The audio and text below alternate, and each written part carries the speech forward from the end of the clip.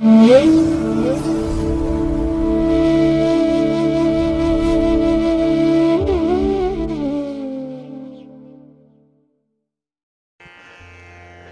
ಮಹಾಗಣಪತಿಯೇ ನಮಃ.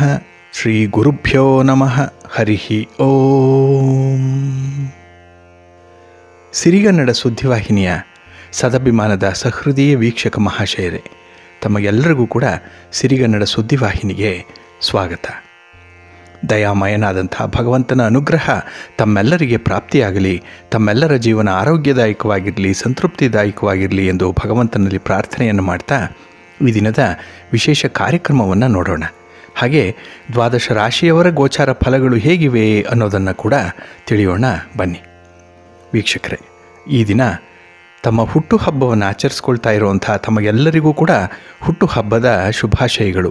ಹಾಗೆ ಈ ದಿನಾಂಕದಂದು ವಿವಾಹವಾಗಿರುವಂಥ ದಂಪತಿಗಳಿಗೂ ಕೂಡ ವಿವಾಹ ವಾರ್ಷಿಕೋತ್ಸವದ ಶುಭಾಶಯಗಳನ್ನು ಹೇಳ್ತಾ ಭಗವಂತ ತಮಗೆಲ್ಲರಿಗೂ ಕೂಡ ಸಕಲ ಸನ್ಮಂಗಳಗಳನ್ನು ಕರುಣಿಸಲಿ ಅಂತ ಹೇಳಿ ಸಿರಿಗನ್ನಡ ಸುದ್ದಿವಾಹಿನಿಯ ಪರವಾಗಿ ಪ್ರಾರ್ಥಿಸುತ್ತೇನೆ. ಪ್ರೀತಿಯ ವೀಕ್ಷಕ ಬಂಧುಗಳೇ, ಈ ದಿನ 2024 ಡಿಸೆಂಬರ್ ತಿಂಗಳ 9ನೇ ತಾರೀಕು, ಇಂದು ವಾಸರ ಅಂದರೆ ಸೋಮವಾರ. ಈ ಸೋಮವಾರದ ನಿತ್ಯ ಪಂಚಾಂಗ ಫಲ ಹೇಗಿದೆ ನೋಡೋಣ ಬನ್ನಿ.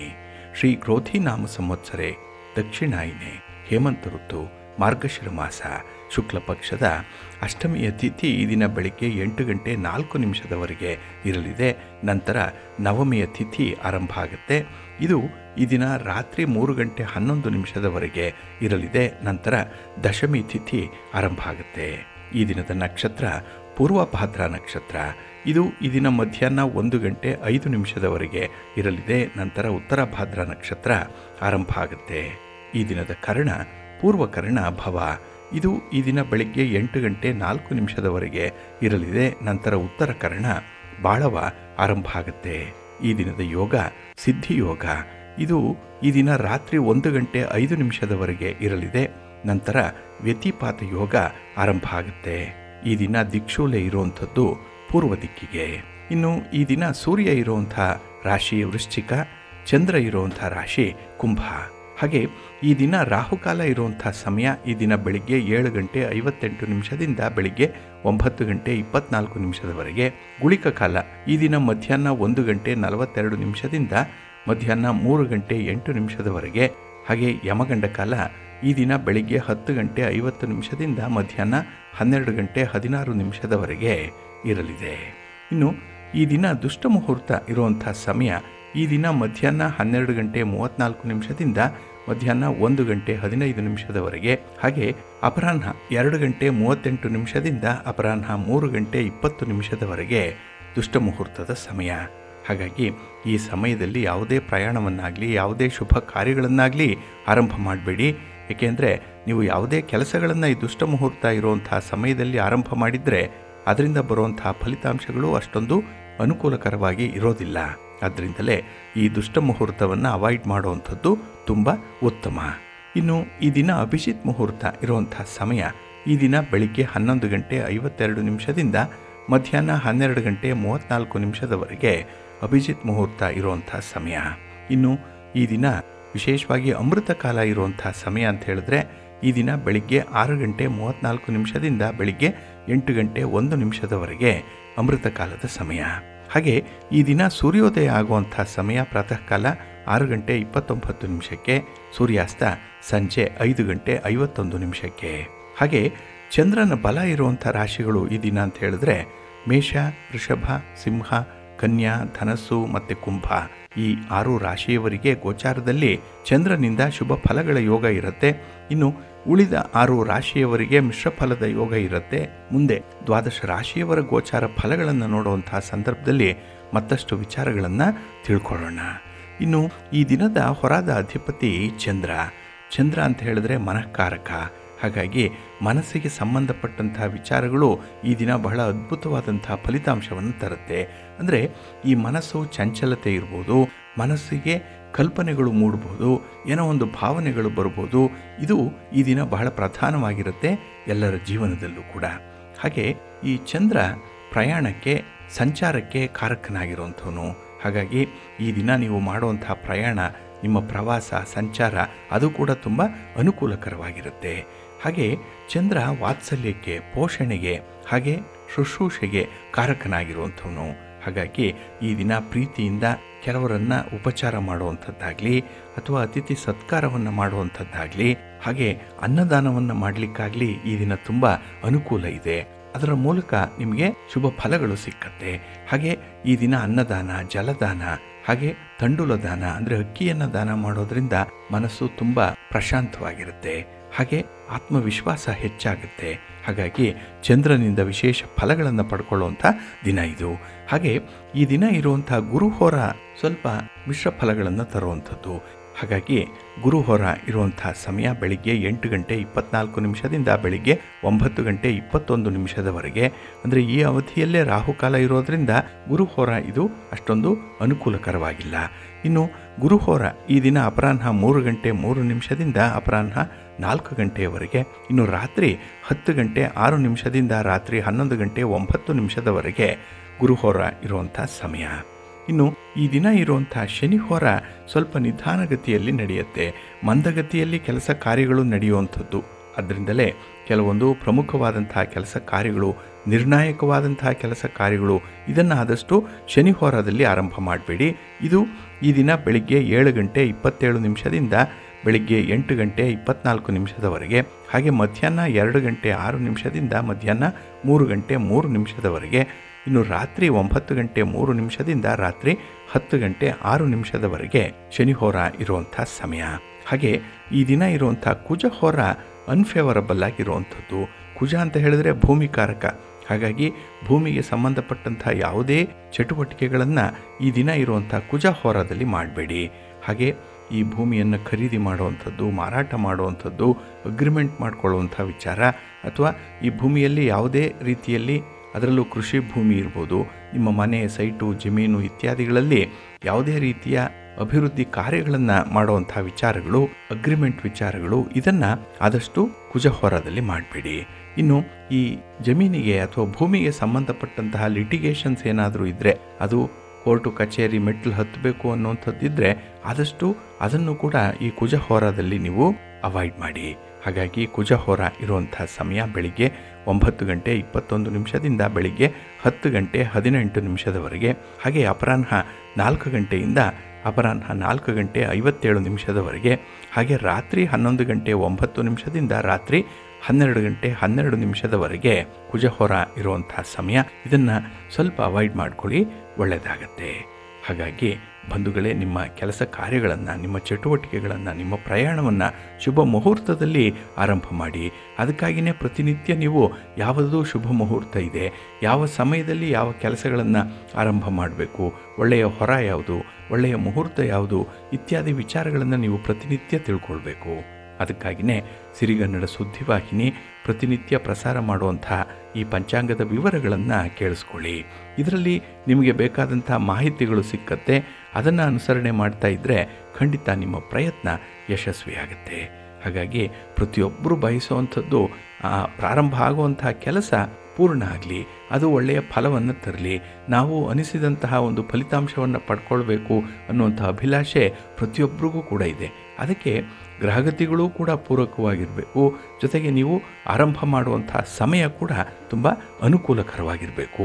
ಹಾಗಾಗಿಯೇ ಜ್ಯೋತಿಷ್ಯ ಶಾಸ್ತ್ರ ಹೇಳೋ ಪ್ರಕಾರ, ನಮ್ಮ ಹಿರಿಯರು ಹೇಳೋ ಪ್ರಕಾರ ಬಹಳ ವಿಶೇಷವಾಗಿ ಇಂಥ ಕ್ರಮಗಳನ್ನು ನೀವು ಅನುಸರಣೆ ಮಾಡಬೇಕು, ಒಳ್ಳೆಯದಾಗತ್ತೆ. ಹಾಗೆ ನಾವು ಮಾಡುವಂಥ ಕೆಲಸ ಕಾರ್ಯಗಳು ಯಶಸ್ವಿ ಆಗಲಿ ಅಂತ ಹೇಳಿ ನವಗ್ರಹಗಳನ್ನು ಕೂಡ ಪ್ರಾರ್ಥನೆ ಮಾಡಬೇಕು. ಯಾಕೆಂದರೆ ಒಂದೊಂದು ಗ್ರಹವು ಒಂದೊಂದು ರೀತಿಯ ಫಲವನ್ನು ಕೊಡುತ್ತೆ. ಅದರಲ್ಲೂ ಗ್ರಹಗಳ ಪೂಜೆ ಮಾಡುವಾಗ ನೈವೇದ್ಯ ಮಾಡುವಂಥದ್ದು ಬಹಳ ಮುಖ್ಯ. ಇದರಲ್ಲಿ ಯಾವ ಗ್ರಹಗಳಿಗೆ ಯಾವ ರೀತಿಯ ನೈವೇದ್ಯವನ್ನು ಸಮರ್ಪಣೆ ಮಾಡಬೇಕು ಅನ್ನುವಂಥ ವಿಚಾರವನ್ನು ತಿಳ್ಕೊಳ್ಬೇಕು. ಇಲ್ಲಿ ರಾಹುವಿಗೆ ಪ್ರಿಯವಾದಂಥ ಖಾದ್ಯ ಅಂತ ಹೇಳಿದರೆ ಉದ್ದಿನ ವಡೆ, ಕೆಸುವಿನ ದಂಟಿನ ಪಲ್ಯ, ದೋಸೆ, ಉದ್ದಿನ ಪುಡಿಯ ಅನ್ನ, ಇದನ್ನು ನೈವೇದ್ಯವಾಗಿ ಸಮರ್ಪಣೆ ಮಾಡಬೇಕು. ಆದರೆ ಮುತ್ತುಗದ ಎಲೆ, ಒಣಗಿರುವಂಥ ಎಲೆ, ಅದನ್ನು ಪೋಣಿಸಿ ಊಟದ ಎಲೆಯನ್ನು ಈ ನೈವೇದ್ಯಕ್ಕೆ ಬಳಸಬೇಕು. ಇದರಿಂದ ರಾಹು ಒಲಿದು ಬರ್ತಾನೆ, ಅಂದರೆ ರಾಹುವಿನ ಅನುಗ್ರಹ ಲಭ್ಯವಾಗುತ್ತೆ ಅನ್ನುವಂಥ ಒಂದು ವಿಚಾರ ಇದೆ. ಹಾಗೆ ಈ ರಾಹುವಿಗೆ ನೈವೇದ್ಯವನ್ನು ಹುತ್ತ ಬೆಳೆದಿರುವಂಥ ಜಾಗದಲ್ಲಿ ಆದರೂ ನಿರ್ಜನ ಪ್ರದೇಶವಾಗಿರುತ್ತೆ. ಅಲ್ಲಿ ಹುತ್ತದ ಸ್ವಲ್ಪ ದೂರದಲ್ಲಿ ಈ ನೈವೇದ್ಯವನ್ನು ಮಾಡಬಹುದು. ಈಗ ಹೇಳಿದಂತಹ 4 ಪದಾರ್ಥಗಳೇನಿದೆ ಅದರಲ್ಲಿ ಯಾವುದಾದ್ರೂ ಒಂದು ಪದಾರ್ಥವನ್ನು ನೈವೇದ್ಯ ಮಾಡಬಹುದು. ಇದು ರಾಹುವಿಗೆ ಸಮರ್ಪಣೆಯಾಗುವಂಥದ್ದು. ಇನ್ನು ಕೇತುಗ್ರಹಕ್ಕೆ ತುಂಬ ಪ್ರಿಯವಾದಂತಹ ಒಂದು ನೈವೇದ್ಯ ಅಥವಾ ಆಹಾರ ಅಂತ ಹೇಳಿದ್ರೆ ನಿಂಬೆಹಣ್ಣಿನ ಅಥವಾ ಮಾವಿನಕಾಯಿ ಅಥವಾ ಹುಣಸೆ ಹಣ್ಣು ಇದರಿಂದ ಮಾಡಿದಂತಹ ಚಿತ್ರಾನ್ನ ಬಹಳ ಶ್ರೇಷ್ಠ. ಹಾಗಾಗಿ ಈ ಚಿತ್ರಾನ್ನವನ್ನು ಒಣಗಿದ ಮುತ್ತುಗದ ಎಲೆಯಲ್ಲಿ ಅಥವಾ ಬಾಳೆ ಎಲೆಯಲ್ಲಿ ಇಟ್ಟು ನೈವೇದ್ಯವನ್ನು ಮಾಡಬೇಕು. ಅದರಲ್ಲೂ ಫಲಭರಿತವಾದಂತಹ ಆಲದ ಮರದ ಕೆಳಗೆ ಈ ನೈವೇದ್ಯವನ್ನು ಮಾಡಬೇಕು. ಕೇತುಗ್ರಹವನ್ನು ಸ್ಮರಣೆ ಮಾಡ್ತಾ ಈ ನೈವೇದ್ಯ ಕೇತುವಿಗೆ ಸಮರ್ಪಿತವಾಗಲಿ ಅಂತ ಹೇಳಿದ್ರೆ ಸಾಕು, ಅದು ಕೇತುಗ್ರಹಕ್ಕೆ ತಲುಪತ್ತೆ. ಏಕೆಂತ ಹೇಳಿದ್ರೆ ಆಲದ ಮರದಲ್ಲಿ ಕೇತು ವಾಸಿಸ್ತಾನೆ ಅನ್ನುವಂಥ ಒಂದು ವಿಚಾರ ಇದೆ. ಹಾಗಾಗಿ ಈ ರಾಹು ಕೇತು ದೋಷ ಇರುವಂಥವರು ವಿಶೇಷವಾಗಿ ಪೂಜಾದಿಗಳನ್ನು ಮಾಡುವಂಥ ಸಂದರ್ಭದಲ್ಲಿ ಈ ನೈವೇದ್ಯವನ್ನು ನೀವು ಸಮರ್ಪಣೆ ಮಾಡುವಂಥ ಕ್ರಮವನ್ನು ಅನುಸರಣೆ ಮಾಡಿ, ತುಂಬ ಒಳ್ಳೆಯ ಫಲ ಸಿಕ್ಕತ್ತೆ. ಇನ್ನು ಉಳಿದ ಗ್ರಹಗಳಿಗೆ ಯಾವ ರೀತಿಯ ನೈವೇದ್ಯವನ್ನು ಮಾಡಬೇಕು, ಯಾವ ರೀತಿಯ ಪದಾರ್ಥಗಳನ್ನು ತಯಾರಿಸಬೇಕು, ಅದನ್ನು ಎಲ್ಲಿ ನೈವೇದ್ಯ ಮಾಡಬೇಕು ಅನ್ನುವಂಥ ವಿಚಾರಗಳನ್ನು ಮುಂದೆ ನೋಡೋಣ. ಇನ್ನು ದೇವರ ಪೂಜಾ ಸಂದರ್ಭದಲ್ಲಿ ನಾವು ಪಂಚಾಮೃತ ಅಭಿಷೇಕವನ್ನು ಮಾಡ್ತೇವೆ. ಅಂದರೆ ಈ ಅಭಿಷೇಕವನ್ನು ಮಾಡುವಂತಹ ಸಂದರ್ಭದಲ್ಲಿ ಯಾವ ಯಾವ ಪದಾರ್ಥಗಳನ್ನು ಉಪಯೋಗಿಸಬೇಕು ಮತ್ತು ಯಾವ ದೇವರಿಗೆ ಯಾವ ಪದಾರ್ಥಗಳು ಇಷ್ಟ ಅನ್ನುವಂಥ ವಿಚಾರಗಳನ್ನು ಕೂಡ ತಿಳ್ಕೊಳ್ಬೇಕು. ಇಲ್ಲಿ ಹಾಲು, ಮೊಸರು, ತುಪ್ಪ, ಜೇನುತುಪ್ಪ, ಸಕ್ಕರೆ, ಎಳೆನೀರು, ಬಾಳೆಹಣ್ಣು ಇದು ಈ ಪಂಚಾಮೃತ ಅಭಿಷೇಕಕ್ಕೆ ಬಳಸುವಂತಹ ಸಾಮಗ್ರಿಗಳಿದು. ಇದು ಯಾವ ದೇವರಿಗಾದರೂ ಕೂಡ ದಿನನಿತ್ಯ ಪಂಚಾಮೃತ ಅಭಿಷೇಕವನ್ನು ಮಾಡಿದ್ರೆ ಆ ದೇವತೆಗಳು ಸುಪ್ರೀತರಾಗ್ತಾರೆ, ಅವರ ಅನುಗ್ರಹವನ್ನು ಪಡ್ಕೊಳ್ಳಿಕ್ಕೆ ಸಾಧ್ಯ ಆಗುತ್ತೆ ಅನ್ನುವಂಥ ಒಂದು ವಿಚಾರ ಇದೆ. ಇಲ್ಲಿ ಗಣಪತಿಗೆ ವಿಶೇಷವಾಗಿ ಅಭಿಷೇಕವನ್ನು ಮಾಡುವಂತಹ ಸಂದರ್ಭದಲ್ಲಿ ಈ ಪಂಚಾಮೃತ ಸಾಮಗ್ರಿಗಳ ಜೊತೆಗೆ ಕಬ್ಬಿನ ಹಾಲನ್ನು ಬಳಸಬೇಕು. ಹಾಗೆ ಗರಿಕೆ ಮತ್ತು ಸಿಂಧೂರದಿಂದ ಅಭಿಷೇಕವನ್ನು ಮಾಡಿದ್ರೆ ಸಕಲ ವಿಘ್ನಗಳು ಕೂಡ ಪರಿಹಾರ ಆಗುತ್ತೆ ಅನ್ನುವಂಥ ಒಂದು ನಂಬಿಕೆ ಇದೆ. ಆದ್ದರಿಂದಲೇ ಗಣಪತಿಗೆ ಪಂಚಾಮೃತ ಅಭಿಷೇಕವನ್ನು ಮಾಡುವಂತಹ ಸಂದರ್ಭದಲ್ಲಿ ವಿಶೇಷವಾಗಿ ಕಬ್ಬಿನ ಹಾಲನ್ನು ಬಳಸಬೇಕು. ಇನ್ನು ಶಿವಲಿಂಗಕ್ಕೆ ಪಂಚಾಮೃತವನ್ನು ಅಭಿಷೇಕ ಮಾಡುವಂತಹ ಸಂದರ್ಭದಲ್ಲಿ ವಿಶೇಷವಾಗಿ ಎಳನೀರನ್ನು ಬಳಸಬೇಕು. ಇಲ್ಲಿ ಬಿಲ್ವಪತ್ರದ ನೀರನ್ನು ಹಾಗೆ ಭಸ್ಮವನ್ನು ಜೇನುತುಪ್ಪದಿಂದ ಅಭಿಷೇಕ ಮಾಡಿದ್ರೆ ಸಕಲ ಪಾಪಗಳು ಕೂಡ ಪರಿಹಾರ ಆಗುತ್ತೆ ಅನ್ನುವಂಥ ಒಂದು ನಂಬಿಕೆ ಇದೆ. ಹಾಗಾಗಿ ಈ ಶಿವನಿಗೆ ಪಂಚಾಮೃತ ಅಭಿಷೇಕ ಮಾಡುವಾಗ ವಿಶೇಷವಾಗಿ ಎಳನೀರನ್ನು ಉಪಯೋಗಿಸಬೇಕು. ಇನ್ನು ಮಹಾಲಕ್ಷ್ಮಿಗೆ ಪಂಚಾಮೃತ ಅಭಿಷೇಕವನ್ನು ಮಾಡಿಸುವಂತಹ ಸಂದರ್ಭದಲ್ಲಿ ವಿಶೇಷವಾಗಿ ಅರಿಶಿನ, ಕುಂಕುಮ ಮತ್ತು ತುಪ್ಪ ಇದನ್ನು ಬಳಸಬೇಕು. ಹಾಗೆ ಮಲ್ಲಿಗೆ ಹೂವು, ಬಿಲ್ವಪತ್ರೆಯಿಂದ ಅಭಿಷೇಕ ಮಾಡಿದ್ರೆ ಸಾಲ ಬಾಧೆಗಳು ಪರಿಹಾರ ಆಗುತ್ತೆ ಅನ್ನುವಂಥ ನಂಬಿಕೆ ಇದೆ. ಆದ್ದರಿಂದಲೇ ಸಾಲ ಬಾಧೆಯಲ್ಲಿ ಇದ್ದಂಥವರು ಸಾಲ ಮಾಡಿದ್ದೀರಿ, ತೀರಿಸ್ಲಿಕ್ಕಾಗ್ತಾ ಇಲ್ಲ, ಬಡ್ಡಿ ಚಕ್ರಬಡ್ಡಿ ಕಟ್ಟುವಂತಹ ಒಂದು ಪರಿಸ್ಥಿತಿ ಬಂದಿದೆ, ಎಷ್ಟು ದುಡಿದ್ರೂ ಕೂಡ ಸಾಲಕ್ಕೆ ಹೋಗ್ತಾ ಇದೆ, ಇಂಥವರು ವಿಶೇಷವಾಗಿ ಮಹಾಲಕ್ಷ್ಮಿಗೆ ಪಂಚಾಮೃತ ಅಭಿಷೇಕವನ್ನು ಮಾಡಿಸಿ ಇಲ್ಲಿ ಅರಿಶಿನ, ಕುಂಕುಮ ಮತ್ತು ತುಪ್ಪವನ್ನು ಈ ಅಭಿಷೇಕಕ್ಕೆ ಹೆಚ್ಚಾಗಿ ಬಳಸಬೇಕು. ಇನ್ನು ಮಹಾವಿಷ್ಣುವಿಗೆ ಪಂಚಾಮೃತ ಅಭಿಷೇಕವನ್ನು ಮಾಡಿಸುವಂತಹ ಸಂದರ್ಭದಲ್ಲಿ ವಿಶೇಷವಾಗಿ ಶ್ರೀಗಂಧವನ್ನು ಬಳಸಬೇಕು. ಹಾಗೆ ಶುದ್ಧವಾದಂತಹ ಹಾಲು, ತುಳಸಿ, ಜೇನುತುಪ್ಪ ಮತ್ತು ಬಂಗಾರದ ಒಡವೆಯಿಂದ ಅಭಿಷೇಕವನ್ನು ಮಾಡಬೇಕು. ಅಂದರೆ ಬಂಗಾರವನ್ನು ಒಂದು ಜರಡಿಯಲ್ಲಿ ಇಟ್ಟು ಅದರ ಮೇಲೆ ಜಲವನ್ನು, ಶುದ್ಧೋದಕವನ್ನು ಹಾಯಿಸಿ ಅಲ್ಲಿಂದ ಅಂದರೆ ಆ ಬಂಗಾರದಿಂದ ಅಭಿಷೇಕವನ್ನು ಮಾಡಿಸ್ಬೇಕು. ಇದು ಬಹಳ ವಿಶೇಷವಾಗಿ ಮಹಾವಿಷ್ಣು ಸರ್ವ ಕಾರ್ಯಗಳನ್ನು ಸಿದ್ಧಿಗೊಳಿಸ್ತಾನೆ ಅನ್ನುವಂಥ ಒಂದು ನಂಬಿಕೆ ಇದೆ. ಇನ್ನು ದುರ್ಗಾದೇವಿಗೆ ಅಥವಾ ಯಾವುದಾದ್ರೂ ಒಂದು ಶಕ್ತಿ ದೇವತೆಗೆ ಪಂಚಾಮೃತ ಅಭಿಷೇಕವನ್ನು ಮಾಡಿಸ್ಬೇಕು ಅಂತ ಹೇಳಿದ್ರೆ ವಿಶೇಷವಾಗಿ ಸಿಂಧೂರವನ್ನು ಬಳಸಬೇಕು. ಹಾಗೆ ಹಾಲನ್ನು ಶಂಖದಿಂದ ಅಭಿಷೇಕವನ್ನು ಮಾಡಿದ್ರೆ ಸಕಲ ವಾಮಾಚಾರ, ಯಾವುದೇ ಗ್ರಹಚಾರ, ಯಾವುದೇ ರೀತಿಯ ದೋಷಗಳು, ದೃಷ್ಟಿಬಾಧೆಗಳು ಇದ್ದರೂ ಅದು ನಿವಾರಣೆಯಾಗುತ್ತೆ.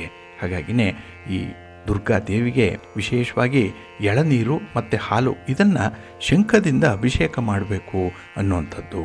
ಇನ್ನು ಸೂರ್ಯನಿಗೆ ಪಂಚಾಮೃತ ಅಭಿಷೇಕವನ್ನು ಮಾಡಿಸುವಂತಹ ಸಂದರ್ಭದಲ್ಲಿ ವಿಶೇಷವಾಗಿ ಜೇನುತುಪ್ಪವನ್ನು, ಎಳನೀರು, ಬಾಳೆಹಣ್ಣು ಮತ್ತು ಎಕ್ಕದ ಹೂವು ಇದನ್ನು ಬಳಸಿ ಅಭಿಷೇಕವನ್ನು ಮಾಡಿದ್ರೆ ಆರೋಗ್ಯ ವೃದ್ಧಿಯಾಗುತ್ತೆ. ಹಾಗಾಗಿನೇ ಸೂರ್ಯ ದೇವನಿಗೆ ಅಭಿಷೇಕವನ್ನು ಮಾಡೋದರಿಂದ ಆರೋಗ್ಯದ ವರ್ಧನೆಯ ಜೊತೆಗೆ ಉದ್ಯೋಗದಲ್ಲೂ ಕೂಡ ಉತ್ತಮವಾದಂಥ ಒಂದು ಪ್ರಗತಿಯನ್ನು ಕಾಣಲಿಕ್ಕೆ ಸಾಧ್ಯ ಇದೆ. ಇನ್ನು ನವಗ್ರಹಗಳಿಗೆ ಪಂಚಾಮೃತ ಅಭಿಷೇಕವನ್ನು ಮಾಡಿಸುವಾಗ ವಿಶೇಷವಾಗಿ ಹಾಲು, ಮೊಸರು, ಎಳನೀರು ಹಾಗೆ ತುಳಸಿ ನೀರು ಇದರಿಂದ ಅಭಿಷೇಕವನ್ನು ಮಾಡಿದ್ರೆ ಸಕಲ ಗ್ರಹ ದೋಷಗಳು ನಿವಾರಣೆಯಾಗುತ್ತೆ ಅನ್ನುವಂಥ ಒಂದು ನಂಬಿಕೆ ಇದೆ. ಇನ್ನು ಶನಿದೇವರಿಗೆ ಕೆಲವರು ಶನಿವಾರದ ದಿನಗಳಂದು ಪಂಚಾಮೃತ ಅಭಿಷೇಕವನ್ನು ಮಾಡಿಸ್ತಾರೆ. ಈ ಒಂದು ಸಂದರ್ಭದಲ್ಲಿ ವಿಶೇಷವಾಗಿ ತುಪ್ಪ, ಜೇನುತುಪ್ಪ ಮತ್ತು ಬಿಲ್ವಪತ್ರೆಯಿಂದ ಅಭಿಷೇಕವನ್ನು ಮಾಡಿದ್ರೆ ಸಕಲ ಶನಿ ದೋಷಗಳು ನಿವಾರಣೆಯಾಗುತ್ತೆ. ಇದನ್ನು ನೀವು ಈ ಶನಿದೇವರಿಗೆ ಅಭಿಷೇಕ ಕೊಡುವಂತಹ ಸಂದರ್ಭದಲ್ಲಿ ಗಮನಿಸಬೇಕು. ಇನ್ನು ಕೆಲವು ತಾಮಸಿಕ ದೇವತೆಗಳಿದ್ದಾರೆ, ಅಂದರೆ ಎಲ್ಲೋ ವಾಮಾಚಾರ ಪ್ರಯೋಗ ಆಗಿದೆ, ದುಷ್ಟಶಕ್ತಿಗಳ ಅಟ್ಟಹಾಸ ಜಾಸ್ತಿ ಆಗಿದೆ, ಮನೆಗೆ ಒಂದು ದೃಷ್ಟಿ ಬಾಧೆ ಆಗ್ತಾ ಇದೆ. ಅಂಥ ಒಂದು ಸಂದರ್ಭದಲ್ಲಿ ಈ ವಾಮಾಚಾರವನ್ನು ಉಚ್ಚಾಟನೆ ಮಾಡಬೇಕು, ಮಾಡಿರುವಂಥ ಪ್ರಯೋಗ ನಿಷ್ಪ್ರಯೋಜನ ಆಗಬೇಕು ಅನ್ನುವಂಥ ಒಂದು ದೋಷ ಪರಿಹಾರಕ್ಕಾಗಿ ಕೆಲವು ತಾಮಸಿಕ ದೇವತೆಗಳಿಗೆ ಅಭಿಷೇಕವನ್ನು ಮಾಡಿಸುವಂಥದ್ದಿದೆ. ಇಲ್ಲಿ ಗಂಧ, ಅರಿಶಿನ, ಕುಂಕುಮ ಮತ್ತು ಬನ್ನಿ ಪತ್ರೆಯಿಂದ ತುಪ್ಪ, ಜೇನುತುಪ್ಪ, ಎಳನೀರು ಇವುಗಳನ್ನು ಬಳಸಿಕೊಂಡು ಅಭಿಷೇಕವನ್ನು ಮಾಡಿದ್ರೆ ಸಕಲ ವಾಮಾಚಾರ ಪ್ರಯೋಗ ದೋಷಗಳು ಕೂಡ ನಿವಾರಣೆಯಾಗುತ್ತೆ. ಇನ್ನು ಆಂಜನೇಯ ಸ್ವಾಮಿಗೆ ಅಭಿಷೇಕವನ್ನು ಮಾಡಿಸ್ಬೇಕು ಅನ್ನುವಂಥವ್ರು ವಿಶೇಷವಾಗಿ ಬಾಳೆಹಣ್ಣನ್ನು ಬಳಸಬೇಕು, ಜೇನುತುಪ್ಪ ಮತ್ತು ತುಳಸಿಯ ನೀರಿನಿಂದ ಅಭಿಷೇಕವನ್ನು ಮಾಡಿಸ್ಬೇಕು. ಇನ್ನು ಭಸ್ಮ, ಸಿಂಧೂರ, ಎಳನೀರು ಇವುಗಳಿಂದ ಅಭಿಷೇಕವನ್ನು ಮಾಡಿಸಿದ್ರೆ ಮಂತ್ರಸಿದ್ಧಿಯಾಗುತ್ತೆ, ಮನಸ್ಸಿನ ಗೊಂದಲಗಳು ನಿವಾರಣೆಯಾಗುತ್ತೆ, ಆತ್ಮವಿಶ್ವಾಸ ಹೆಚ್ಚಾಗುತ್ತೆ. ಯಾವುದೇ ರೀತಿಯ ಸಮಸ್ಯೆಗಳು, ತೊಂದರೆಗಳು, ನೋವುಗಳು, ದುಃಖಗಳು ಇದ್ದರೂ ಕೂಡ ಅದು ನಿವಾರಣೆಯಾಗುತ್ತೆ ಆಂಜನೇಯ ಸ್ವಾಮಿಗೆ ಪಂಚಾಮೃತ ಅಭಿಷೇಕವನ್ನು ಮಾಡಿಸೋದ್ರಿಂದ. ಇನ್ನು ಕೇಸರಿಯ ನೀರಿನಿಂದ ಕೂಡ ಅಭಿಷೇಕವನ್ನು ಮಾಡಿಸಬೇಕು ಅನ್ನುವಂಥ ಒಂದು ವಿಚಾರ ಇದೆ. ಇನ್ನು ಸುಬ್ರಹ್ಮಣ್ಯ ಸ್ವಾಮಿಗೆ ಪಂಚಾಮೃತ ಅಭಿಷೇಕವನ್ನು ಮಾಡುವಂಥವರು ವಿಶೇಷವಾಗಿ ಶುದ್ಧವಾದ ಆಕಳಿನ ಹಾಲು, ತುಪ್ಪ, ಜೇನುತುಪ್ಪ, ಅರಿಶಿನ, ಶ್ರೀಗಂಧ ಮತ್ತು ತಾಳೆ ಹೂಗಳಿಂದ ಅಭಿಷೇಕವನ್ನು ಮಾಡಿಸಿದ್ರೆ ಸಕಲ ನಾಗದೋಷಗಳು ಪರಿಹಾರ ಆಗುತ್ತೆ ಅನ್ನುವಂಥ ಒಂದು ವಿಚಾರ ಇದೆ. ಹಾಗೆ ಈ ಅಭಿಷೇಕವನ್ನು ಮಾಡಿಸುವಂಥವರು ಕೆಲವೊಂದು ವಿಶೇಷ ದಿನಗಳನ್ನು ಆಯ್ಕೆ ಮಾಡ್ಕೊಳ್ತೀರಿ. ಅಂದರೆ ನೀವು ಹುಟ್ಟಿದ ನಕ್ಷತ್ರದ ದಿನದಂದಿರ್ಬೋದು, ನಿಮ್ಮ ಹುಟ್ಟಿದ ಹಬ್ಬದ ಸಂದರ್ಭಗಳಲ್ಲಿ, ವಿವಾಹ ವಾರ್ಷಿಕೋತ್ಸವದ ಸಂದರ್ಭಗಳಲ್ಲಿ, ಅಥವಾ ಮಗುವಿನ ಒಂದು ಪ್ರಗತಿಗಾಗಿ ನೀವು ಹರಕೆ ಮಾಡಿಕೊಂಡಿರುವಂತಹ ದಿನಗಳಲ್ಲಿ ಅಭಿಷೇಕವನ್ನು ಮಾಡಿಸ್ತೇನೆ ಅನ್ನುವಂಥ ಒಂದು ಸಂಕಲ್ಪವನ್ನು ಮಾಡ್ಕೊಳ್ತೀರಿ. ಆ ಸಂದರ್ಭದಲ್ಲಿ ಈ ಸಾಮಗ್ರಿಗಳನ್ನು ನೀವು ಮರೆಯದೆ ಅಭಿಷೇಕಕ್ಕೆ ಕೊಡಿ. ಹಾಗಾಗಿ ಅಭಿಷೇಕ ನೆರವೇರುವಂಥ ಸಂದರ್ಭದಲ್ಲಿ ನೀವು ಅಲ್ಲಿ ಉಪಸ್ಥಿತರಿರಬೇಕು, ಅಭಿಷೇಕವನ್ನು ಕಣ್ತುಂಬಿಸ್ಕೊಳ್ಬೇಕು. ಹಾಗೆ ನಂತರದಲ್ಲಿ ಆ ಪಂಚಾಮೃತ ಪ್ರಸಾದವನ್ನು ಸ್ವೀಕಾರ ಮಾಡಬೇಕು. ಇದರಿಂದ ನೀವು ಯಾವ ಉದ್ದೇಶಕ್ಕಾಗಿ ಅಭಿಷೇಕವನ್ನು ಮಾಡಿಸ್ತಾ ಇದ್ದೀರೋ ಆ ಉದ್ದೇಶ ಈಡೇರುತ್ತೆ. ಮನಸ್ಸಿಗೆ ಶಾಂತಿ, ನೆಮ್ಮದಿ, ಪ್ರಗತಿ ಲಭ್ಯವಾಗುತ್ತೆ, ಒಳ್ಳೆಯದಾಗತ್ತೆ. ಇನ್ನು ಬಂಧುಗಳೇ, ನಾವು ನವಗ್ರಹವನ್ನು ಪೂಜೆ ಮಾಡ್ತೀವಿ, ನವಗ್ರಹಗಳ ಆರಾಧನೆ ಮಾಡುವಂಥದ್ದು, ನವಗ್ರಹ ಹೋಮ, ನವಗ್ರಹ ಶಾಂತಿಯನ್ನು ಮಾಡಿಸುವಂಥದ್ದು ಇದೆ. ಇನ್ನು ದೇವಾಲಯದಲ್ಲಿ ಕೆಲವು ಕಡೆ ನವಗ್ರಹಗಳ ಪ್ರತಿಷ್ಠಾಪನೆ ಆಗಿದೆ, ಅದಕ್ಕೆ ಪ್ರದಕ್ಷಿಣೆಯನ್ನು ಬರುವಂಥದ್ದು. ಹಾಗೆ ನವಗ್ರಹಗಳಿಗೆ ವಿಶೇಷವಾಗಿ ಮಾಡುವಂತಹ ಪೂಜೆ, ಈಗಾಗಲೇ ಹೇಳಿದಾಗೆ ಈ ಪಂಚಾಮೃತ ಅಭಿಷೇಕ ಏನಿದೆ ಅದನ್ನು ಮಾಡಿಸುವಂತಹ ಸಂದರ್ಭದಲ್ಲೂ ಕೂಡ ಕೆಲವೊಂದು ನಿರೀಕ್ಷೆಗಳನ್ನು ಇಟ್ಕೊಂಡಿರ್ತೀವಿ. ಅಂದರೆ ಯಾವ ಯಾವ ಗ್ರಹದಿಂದ ಯಾವ ಯಾವ ಫಲಾಫಲಗಳು ಸಿಕ್ಕತ್ತೆ ಅನ್ನುವಂಥ ಒಂದು ವಿಚಾರ ಮನಸ್ಸಿಗೆ ತುಂಬ ಕುತೂಹಲವನ್ನು ತರಿಸುವಂಥದ್ದು. ಹಾಗಾಗಿ ಜ್ಯೋತಿಷ್ಯ ಶಾಸ್ತ್ರಕ್ಕೆ ಅನುಸಾರವಾಗಿ ನವಗ್ರಹಗಳ ಪ್ರಭಾವ ಮತ್ತು ಆ ನವಗ್ರಹಗಳ ಕಾರ್ಯಕ್ಷಮತೆ ಯಾವ ಒಂದು ಕ್ಷೇತ್ರದಲ್ಲಿರುತ್ತೆ, ಹೇಗಿರುತ್ತೆ ಅನ್ನುವಂಥ ವಿಚಾರಗಳನ್ನು ತಿಳಿದು ನೀವು ಪೂಜಾದಿಗಳನ್ನು ಮುಂದುವರಿಸಬೇಕು ಅನ್ನುವಂಥದ್ದು. ಇಲ್ಲಿ ಈ ರವಿ ಗ್ರಹವನ್ನು ತೆಗೆದುಕೊಂಡ್ರೆ, ಅಂದರೆ ಸೂರ್ಯನನ್ನು ತೆಗೆದುಕೊಂಡ್ರೆ ನವಗ್ರಹಗಳಲ್ಲಿ ಮೊದಲನೇ ಗ್ರಹಗಳ ಈ ರವಿ. ಹಾಗಾಗಿ ಗ್ರಹಗಳ ಅಧಿಪತಿ ಅಂತಲೇ ಈ ರವಿಯನ್ನು ಕರೆಯುವಂಥದ್ದು. ಹಾಗೆ ರವಿಯನ್ನು ನಾವು ಪೂಜೆ ಮಾಡೋದ್ರಿಂದ, ರವಿಯ ಅನುಗ್ರಹವನ್ನು ಪಡ್ಕೊಳ್ಳೋದ್ರಿಂದ ನಮಗೆ ಜೀವನದಲ್ಲಿ ಒಂದು ತೇಜಸ್ಸು ಬರುತ್ತೆ, ಆರೋಗ್ಯ ವೃದ್ಧಿಯಾಗುತ್ತೆ. ಜೊತೆಗೆ ಶಿಸ್ತು, ವ್ಯಾಯಾಮ, ಯೋಗ ಇತ್ಯಾದಿಗಳು ಈ ರವಿಗ್ರಹದಿಂದ ಬರುತ್ತೆ. ಹಾಗಾಗಿ ರವಿ ಅನ್ನುವಂಥವನು ನಮ್ಮ ಆರೋಗ್ಯಕ್ಕೆ ಮೂಲ ಕಾರಕನಾಗಿರುವಂಥವನು. ಇನ್ನು ಚಂದ್ರಗ್ರಹವನ್ನು ತೆಗೆದುಕೊಂಡ್ರೆ ಇಲ್ಲಿ ಚಂದ್ರಗ್ರಹ ಜಲದೇವತೆಯಾಗಿರೋದ್ರಿಂದ ಶಾರೀರಿಕ ಸೌಖ್ಯ, ಆರೋಗ್ಯ ಮತ್ತು ನಮ್ಮ ಮನಸ್ಥಿತಿ ಇದನ್ನು ತಿಳ್ಕೊಳ್ಬಹುದು. ಹಾಗಾಗಿ ಮನಸ್ಸಿನ ಒಂದು ಸದೃಢತೆಗಾಗಲಿ, ಉತ್ತಮ ಮನಸ್ಸನ್ನು ಹೊಂದಿಕ್ಲಿಕ್ಕಾಗಲಿ ಈ ಚಂದ್ರನ ಅನುಗ್ರಹ ನಮಗೆ ಬೇಕು. ಇನ್ನು ಕುಜಗ್ರಹವನ್ನು ನೋಡೋದಾದರೆ ಕುಜಗ್ರಹ ಅತ್ಯಂತ ಬಲಶಾಲಿಯಾದಂತಹ ಗ್ರಹ. ಇಲ್ಲಿ ಶಕ್ತಿಯನ್ನು ತೋರಿಸುವಂಥದ್ದು. ಹಾಗೆ ಕುಜ ಅಂತ ಹೇಳಿದರೆ ಭೂಮಿಕಾರಕ ಅಂತಲೇ ಹೇಳಿ ಕರೆಯುವಂಥದ್ದು. ಹಾಗಾಗಿ ಕುಜಗ್ರಹವನ್ನು ನಾವು ಆರಾಧನೆ ಮಾಡೋದ್ರಿಂದ ಕುಜ ನಮ್ಮನ್ನು ಭೂಮಿಯ ಒಡೆಯನನ್ನಾಗಿ ಮಾಡ್ತಾನೆ. ಹಾಗೆ ತುಂಬ ಧೈರ್ಯ, ಸಾಹಸ, ಶಕ್ತಿ ಇಂಥದ್ದನ್ನೆಲ್ಲ ನಮಗೆ ದಯಪಾಲಿಸುವಂಥವನು ಕುಜ. ಹಾಗಾಗಿನೇ ಕುಜನಿಂದ ಭೂಮಿಗೆ ಸಂಬಂಧಪಟ್ಟಂತಹ ಕಾರಕತ್ವಗಳನ್ನು ಪಡ್ಕೊಳ್ಳಿಕ್ಕೂ ಕೂಡ ಕುಜನ ಆರಾಧನೆ ಬಹಳ ಮುಖ್ಯ.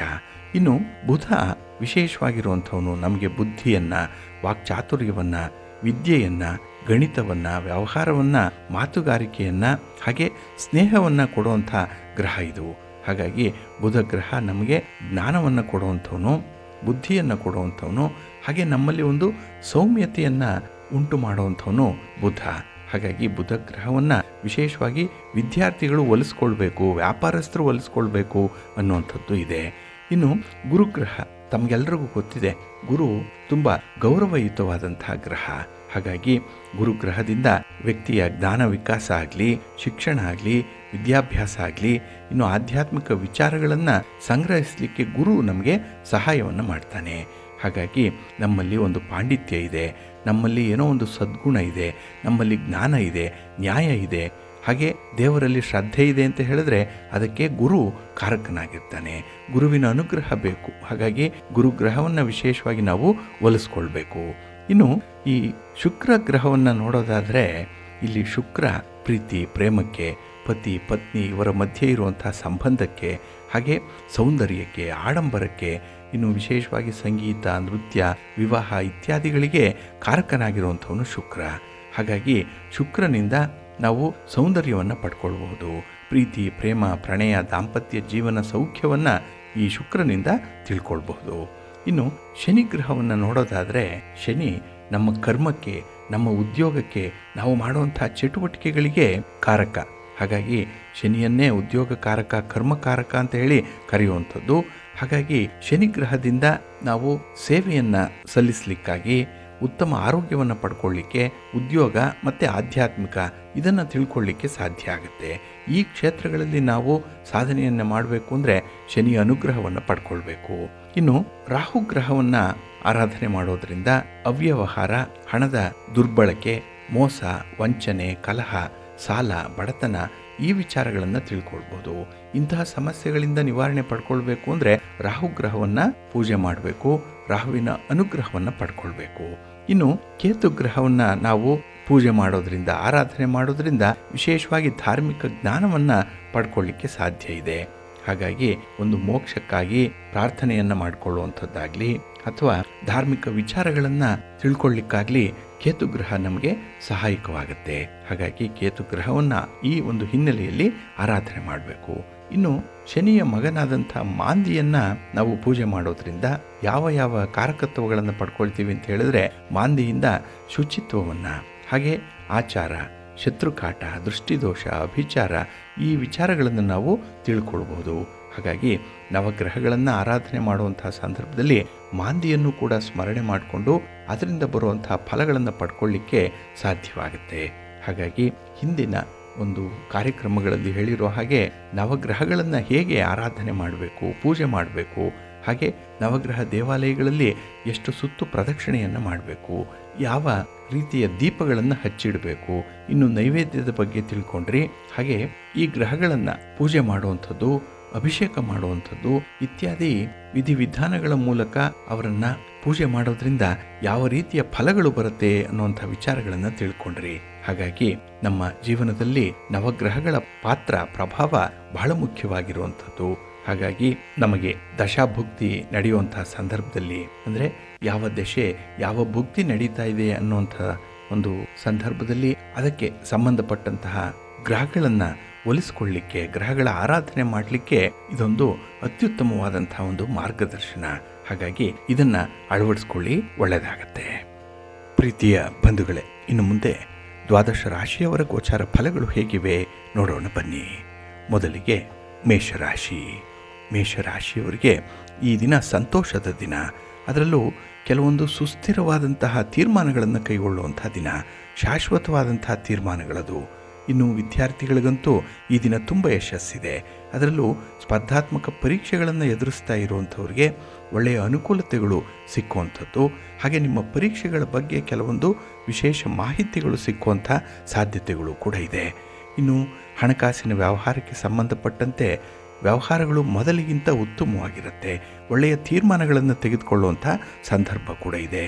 ಹಾಗೆ ನಿಮಗೆ ಈ ದಿನ ಬರುವಂಥ ಹೊಸ ಜವಾಬ್ದಾರಿಗಳೇನಿದೆ ಅದನ್ನು ತುಂಬ ಸುಲಭದಲ್ಲಿ ನಿಭಾಯಿಸುವಂಥದ್ದು, ಅಷ್ಟರ ಮಟ್ಟಿಗೆ ನಿಮಗೆ ಒಂದು ಸಾಮರ್ಥ್ಯ ಇದೆ, ಅನುಭವ ಇದೆ.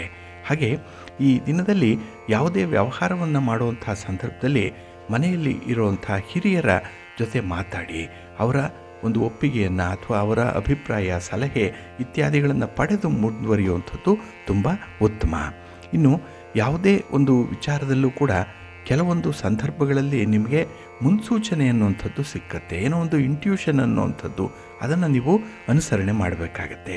ಇಲ್ಲಿ ನೋಡಿ, ಶ್ರೀಕೃಷ್ಣ ಪರಮಾತ್ಮ ದುರ್ಯೋಧನನ ಆಸ್ಥಾನಕ್ಕೆ 3 ಬಾರಿ ಹೋಗಿ ಅಲ್ಲಿ ಎಚ್ಚರಿಕೆಯನ್ನು ಕೊಟ್ಟ. ಆದರೂ ಕೂಡ ಕೌರವರು ಎಚ್ಚೆತ್ಕೊಳ್ಳಲಿಲ್ಲ. ಅವರ ವಿನಾಶ ಆರಂಭ ಆಯಿತು ಅಲ್ಲಿಂದ. ಹಾಗಾಗಿ ಕೌರವರಿಗೆ ನಿರಾಸೆ ಆಗಲಿ, ಅಪಜಯ ಆಗಲಿ, ಅಶಾಂತಿ ಆಗಲಿ ಪ್ರಾಪ್ತಿ ಆಯಿತು ಅಂತ ಹೇಳಿದ್ರೆ ಅದಕ್ಕೆ ಶ್ರೀಕೃಷ್ಣ ಕೊಟ್ಟಂತಹ ಎಚ್ಚರಿಕೆಗಳನ್ನು ಅವರು ಗಮನಿಸ್ತಿಲ್ಲ. ಅದೇ ರೀತಿ ನಿಮಗೂ ಕೂಡ ಯಾವುದೋ ಒಂದು ಮುನ್ಸೂಚನೆಗಳು ಸಿಕ್ಕುವಂತಹ ಸಂದರ್ಭದಲ್ಲಿ ಅದನ್ನು ನೀವು ಪರಿಶೀಲನೆ ಮಾಡಿಕೊಳ್ಬೇಕು.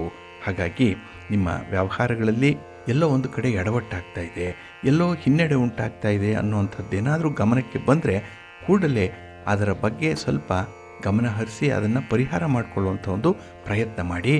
ಈ ಜವಾಬ್ದಾರಿಗಳನ್ನು ಆದಷ್ಟು ಮುಂದಕ್ಕೆ ಹಾಕಬೇಡಿ. ನಿಮ್ಮ ಮನೆಯ ದೇವರನ್ನು ಸ್ಮರಣೆ ಮಾಡ್ತಾಯಿರಿ.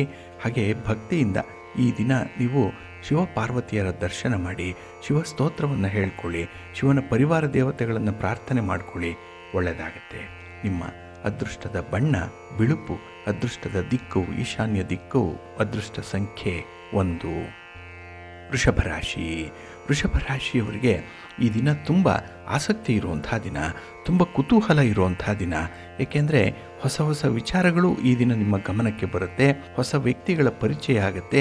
ಇದರಿಂದ ನಿಮಗೆ ಆಸಕ್ತಿ ಮೂಡುವಂಥ ಸಾಧ್ಯತೆಗಳು ಜಾಸ್ತಿ ಇರುತ್ತೆ.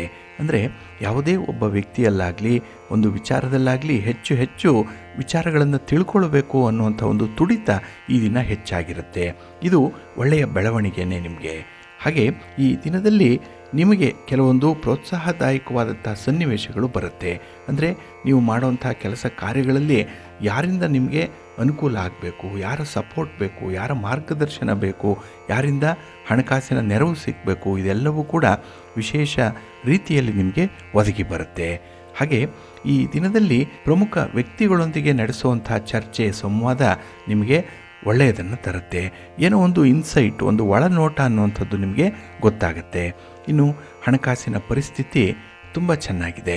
ನೀವು ಕಷ್ಟಪಟ್ಟು ದುಡಿಮೆ ಮಾಡುವಂಥವ್ರು, ವ್ಯಾಪಾರ ಮಾಡುವಂಥವ್ರು ಈ ದಿನ ಸ್ವಲ್ಪ ಅಭಿವೃದ್ಧಿಯ ದಿಕ್ಕನ್ನು ನೋಡ್ತೀರಿ. ಆದರೆ ಸ್ವಲ್ಪ ನಿಧಾನವಾಗಿ ಕೆಲಸ ಕಾರ್ಯಗಳು ನಡೆಯುವಂಥದ್ದಿದೆ. ಹಾಗೆ ಈ ದಿನ ಮನೆಗೆ ಬೇಕಾದಂತಹ ಗೃಹೋಪಯೋಗಿ ವಸ್ತುಗಳನ್ನು ಖರೀದಿ ಮಾಡುವಂಥ ಒಂದು ಒಳ್ಳೆಯ ಯೋಗ ಕೂಡ ಇದೆ. ಆದರೆ ಕೆಲವೊಂದು ಖರೀದಿ ಪ್ರಕ್ರಿಯೆಗಳನ್ನು ನಿಮ್ಮ ಹತೋಟಿಯಲ್ಲೇ ಇಟ್ಕೊಳ್ಬೇಕಾಗತ್ತೆ. ಇನ್ನು ಬೇರೆಯವರು ಹೇಳುವಂಥ ಒಂದು ಮಾತನ್ನಾಗಲಿ, ಕೆಲವೊಂದು ಒತ್ತಡಗಳಿಂದಾಗಲಿ, ಕೆಲವು ಜಾಹೀರಾತುಗಳಿಂದಾಗಲಿ, ಕೆಲವು ಟೆಂಪ್ಟೇಷನ್ಗಳಿಂದ ಆಗಲಿ ಈ ದಿನ ದುಡುಕಿನ ನಿರ್ಧಾರಗಳನ್ನು ಕೈಗೊಳ್ಳಬೇಡಿ. ಸ್ವಲ್ಪ ಜಾಗ್ರತೆಯಿಂದ ಇರಬೇಕು. ಇನ್ನು ಈ ದಿನ ಹವಾಗುಣದ ಈ ಏರುಪೇರೇನಿದೆ ಇದರಿಂದ ಸ್ವಲ್ಪ ಆರೋಗ್ಯ ಕೆಡುವಂಥ ಸಂಭವ ಇದೆ. ಆರೋಗ್ಯದ ಕಡೆ ಗಮನ ಕೊಡಿ. ನಿಮ್ಮ ಮನೆ ದೇವರನ್ನು ಸ್ಮರಣೆ ಮಾಡ್ತಾಯಿರಿ. ಹಾಗೆ ಭಕ್ತಿಯಿಂದ ಈ ದಿನ ನೀವು ಶಿವ ಪಂಚಾಕ್ಷರಿ ಮಂತ್ರವನ್ನು ಹೇಳ್ಕೊಳ್ಳಿ, ಶಿವಸ್ತೋತ್ರವನ್ನು ಹೇಳ್ಕೊಳ್ಳಿ, ಗಣಪತಿಯ ದರ್ಶನ ಮಾಡಿ, ಒಳ್ಳೆಯದಾಗತ್ತೆ.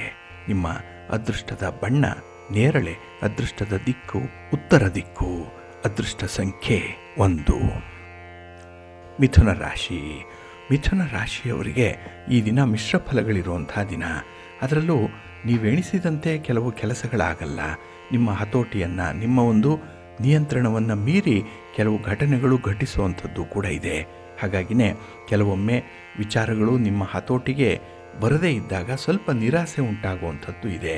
ಇನ್ನು ಈ ದಿನ ಸ್ವಲ್ಪ ಅನುಮಾನದ ಒಂದು ಪ್ರಕ್ರಿಯೆ ಜಾಸ್ತಿ ಇರುವಂಥದ್ದು, ಎಲ್ಲ ವಿಚಾರಗಳಲ್ಲೂ ಕೂಡ ಏನೋ ಒಂದು ರೀತಿಯಲ್ಲಿ ಪ್ರಶ್ನಾರ್ಥಕವಾಗಿ ನೋಡುವಂಥ ಸಾಧ್ಯತೆ ಜಾಸ್ತಿ ಇರುತ್ತೆ. ಇನ್ನು ಕೌಟುಂಬಿಕ ವಿಚಾರಗಳಿಂದ ಕಿರಿಕಿರಿ ಉಂಟಾಗುವಂಥದ್ದು, ಮಾನಸಿಕ ಒತ್ತಡ ಈ ದಿನ ಹೆಚ್ಚಾಗುತ್ತೆ. ಕೆಲಸದ ಜವಾಬ್ದಾರಿ ಹೆಚ್ಚಾಗಿದೆ. ಜೊತೆಗೆ ಈ ದಿನದಲ್ಲಿ ಯಾವುದೇ ಒಂದು ವಿವಾದ ಏನಾದರೂ ಬರುವಂಥ ಸಂದರ್ಭ ಇದ್ದರೆ ಅದರಿಂದ ದೂರ ಇರುವಂಥದ್ದು ತುಂಬ ಉತ್ತಮ. ವಾದ ವಿವಾದಗಳಲ್ಲಿ ಈ ದಿನ ನೀವು ತೊಡಗಿಸ್ಕೊಳ್ಬೇಡಿ. ಆದಷ್ಟು ಮೌನವಾಗಿರಿ. ಇಲ್ಲ ಆ ವಾದ ನಡೆಯುವಂಥ ಜಾಗದಿಂದ ಸ್ವಲ್ಪ ಮುಂದೆ ಹೋಗುವಂಥದ್ದು ಉತ್ತಮ. ಆ ಜಾಗ ಖಾಲಿ ಮಾಡಿಬಿಡಿ ಅನ್ನುವಂಥದ್ದು. ಇನ್ನು ಈ ದಿನ ಹೊಸ ವ್ಯವಹಾರಗಳನ್ನು ಆರಂಭ ಮಾಡುವಂಥ ಸಂದರ್ಭದಲ್ಲಿ ನಿಮಗೆ ತುಂಬ ಮುಂಜಾಗ್ರತೆ ಬೇಕಾಗುತ್ತೆ. ಏಕೆಂದರೆ ಅಂಥ ಪ್ರಯತ್ನಗಳು ಈ ದಿನ ವಿಫಲಗೊಳ್ಳುವಂಥದ್ದು, ಮಿಶ್ರ ಫಲವನ್ನು ಕೊಡುವಂಥ ಸಾಧ್ಯತೆಗಳಿರೋದರಿಂದ ಸ್ವಲ್ಪ ಸಾಧಕ ಬಾಧಕಗಳನ್ನು ನೋಡಿ ಮುಂದುವರಿಬೇಕಾಗತ್ತೆ. ಇನ್ನು ಈ ದಿನ ಯಾವುದೇ ಒಂದು ಖರೀದಿ ಪ್ರಕ್ರಿಯೆಯಲ್ಲಿ ನಿಮ್ಮನ್ನು ನೀವು ತೊಡಗಿಸ್ಕೊಳ್ಬೇಡಿ. ಏಕೆಂದರೆ ಅಷ್ಟೊಂದು ಅನುಕೂಲ ಇಲ್ಲ, ಲಾಭ ಇಲ್ಲ. ಇನ್ನು ಈ ದಿನ ನೀವು ಬೇಗನೆ ಹಣ ಗಳಿಸುವಂಥ ಒಂದು ಇರಾದೆ ಏನಾದರೂ ಇದ್ದರೆ ಅಲ್ಲಿ ತಪ್ಪು ಹೆಜ್ಜೆ ಇಡುವಂಥ ಸಾಧ್ಯತೆ ಇದೆ. ಯಾರೋ ನಿಮ್ಮನ್ನು ತಪ್ಪು ದಾರಿಗೆ ಹೇಳಿದ್ದಾರೆ, ತಪ್ಪು ಮಾರ್ಗದರ್ಶನ ಕೊಡುವಂಥವರಿದ್ದಾರೆ. ಅವರ ಬಗ್ಗೆ ಸ್ವಲ್ಪ ಜಾಗ್ರತೆ. ಇನ್ನು ಈ ದಿನ ನೀವು ತಿನ್ನುವ ಆಹಾರದ ಕಡೆ ಕೂಡ ಹೆಚ್ಚಿನ ಗಮನ ಇರಬೇಕಾಗತ್ತೆ. ಆಹಾರಾದಿಗಳಿಂದಲೇ ಈ ದಿನ ನಿಮ್ಮ ಆರೋಗ್ಯ ಸಮಸ್ಯೆ ಅನ್ನುವಂಥದ್ದು ಸ್ವಲ್ಪ ವ್ಯತ್ಯಾಸವಾಗುತ್ತೆ. ಜಾಗ್ರತೆ. ಇನ್ನು ವಿಶೇಷವಾಗಿ ಯಾವುದೇ ತಪ್ಪನ್ನು ಮಾಡಿದರೆ, ಯಾವುದೇ ರೀತಿಯಲ್ಲಿ ಅನರ್ಥಗಳು ಉಂಟಾಗಿದ್ದರೆ ಕ್ಷಮೆ ಕೇಳುವಂಥದ್ದು ಒಳ್ಳೆಯದು. ಅದರಲ್ಲೂ ಆ ತಪ್ಪನ್ನು ಮರೆತು ಸಹಕರಿಸುವಂಥದ್ದು ಇನ್ನೂ ಒಳ್ಳೆಯದು. ಅದು ಮನುಷ್ಯತ್ವದ ಒಂದು ಪರಮಶ್ರೇಷ್ಠವಾದಂಥ ಸ್ವಭಾವ. ಹಾಗಾಗಿ ತಪ್ಪು ಮಾಡಿದಂಥವರನ್ನು ಕ್ಷಮಿಸಿಬಿಡಿ.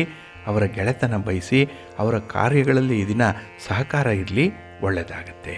ನಿಮ್ಮ ಮನೆ ದೇವರನ್ನು ಸ್ಮರಣೆ ಮಾಡ್ತಾ ಇರಿ. ಗಣಪತಿಯನ್ನು ಆರಾಧನೆ ಮಾಡಿ, ಗಣಪತಿಯ ಸ್ತೋತ್ರವನ್ನು ಹೇಳ್ಕೊಳ್ಳಿ, ಒಳ್ಳೆಯದಾಗತ್ತೆ. ನಿಮ್ಮ ಅದೃಷ್ಟದ ಬಣ್ಣ ಗುಲಾಬಿ, ಅದೃಷ್ಟದ ದಿಕ್ಕು ಈಶಾನ್ಯ ದಿಕ್ಕು, ಅದೃಷ್ಟ ಸಂಖ್ಯೆ 5. ಕರ್ಕಾಟಕ ರಾಶಿ. ಕರ್ಕಾಟಕ ರಾಶಿಯವರಿಗೆ ಈ ದಿನ ನಿಮ್ಮ ರಾಶಿಯ ಅಧಿಪತಿಯಾದಂಥ ಚಂದ್ರನಿಂದ ಮಿಶ್ರ ಫಲಗಳನ್ನು ಪಡ್ಕೊಳ್ತೀರಿ. ಹಾಗಾಗಿನೇ ಪ್ರಮುಖವಾದಂತಹ ಕೆಲಸ ಕಾರ್ಯಗಳಲ್ಲಿ ಸ್ವಲ್ಪ ವಿಳಂಬ ಆಗುತ್ತೆ. ಅದರಲ್ಲೂ ಗೊತ್ತು ಗುರಿ ಇಲ್ಲದಂತಹ ಪ್ರಯಾಣವನ್ನು ಈ ದಿನ ಮಾಡಬೇಕು. ಸಂಚಾರ ಅಂದರೆ ಇಷ್ಟ ನಿಮಗೆ, ಆದರೆ ಈ ದಿನ ನೀವು ಮಾಡುವಂಥ ಪ್ರಯಾಣ ಸಂಚಾರ ಪೂರ್ಣ ಫಲವನ್ನು ತರಲ್ಲ. ಹಾಗೆ ಈ ದಿನ ಕೆಲವು ಕಾರ್ಯಗಳು ತುಂಬ ನಿಧಾನ ಆಗುತ್ತೆ, ಆದರೂ ಒಂದು ಶಾಶ್ವತವಾದಂತಹ ಒಂದು ಫಲಿತಾಂಶವನ್ನು ತರುತ್ತೆ ನಿಮಗೆ.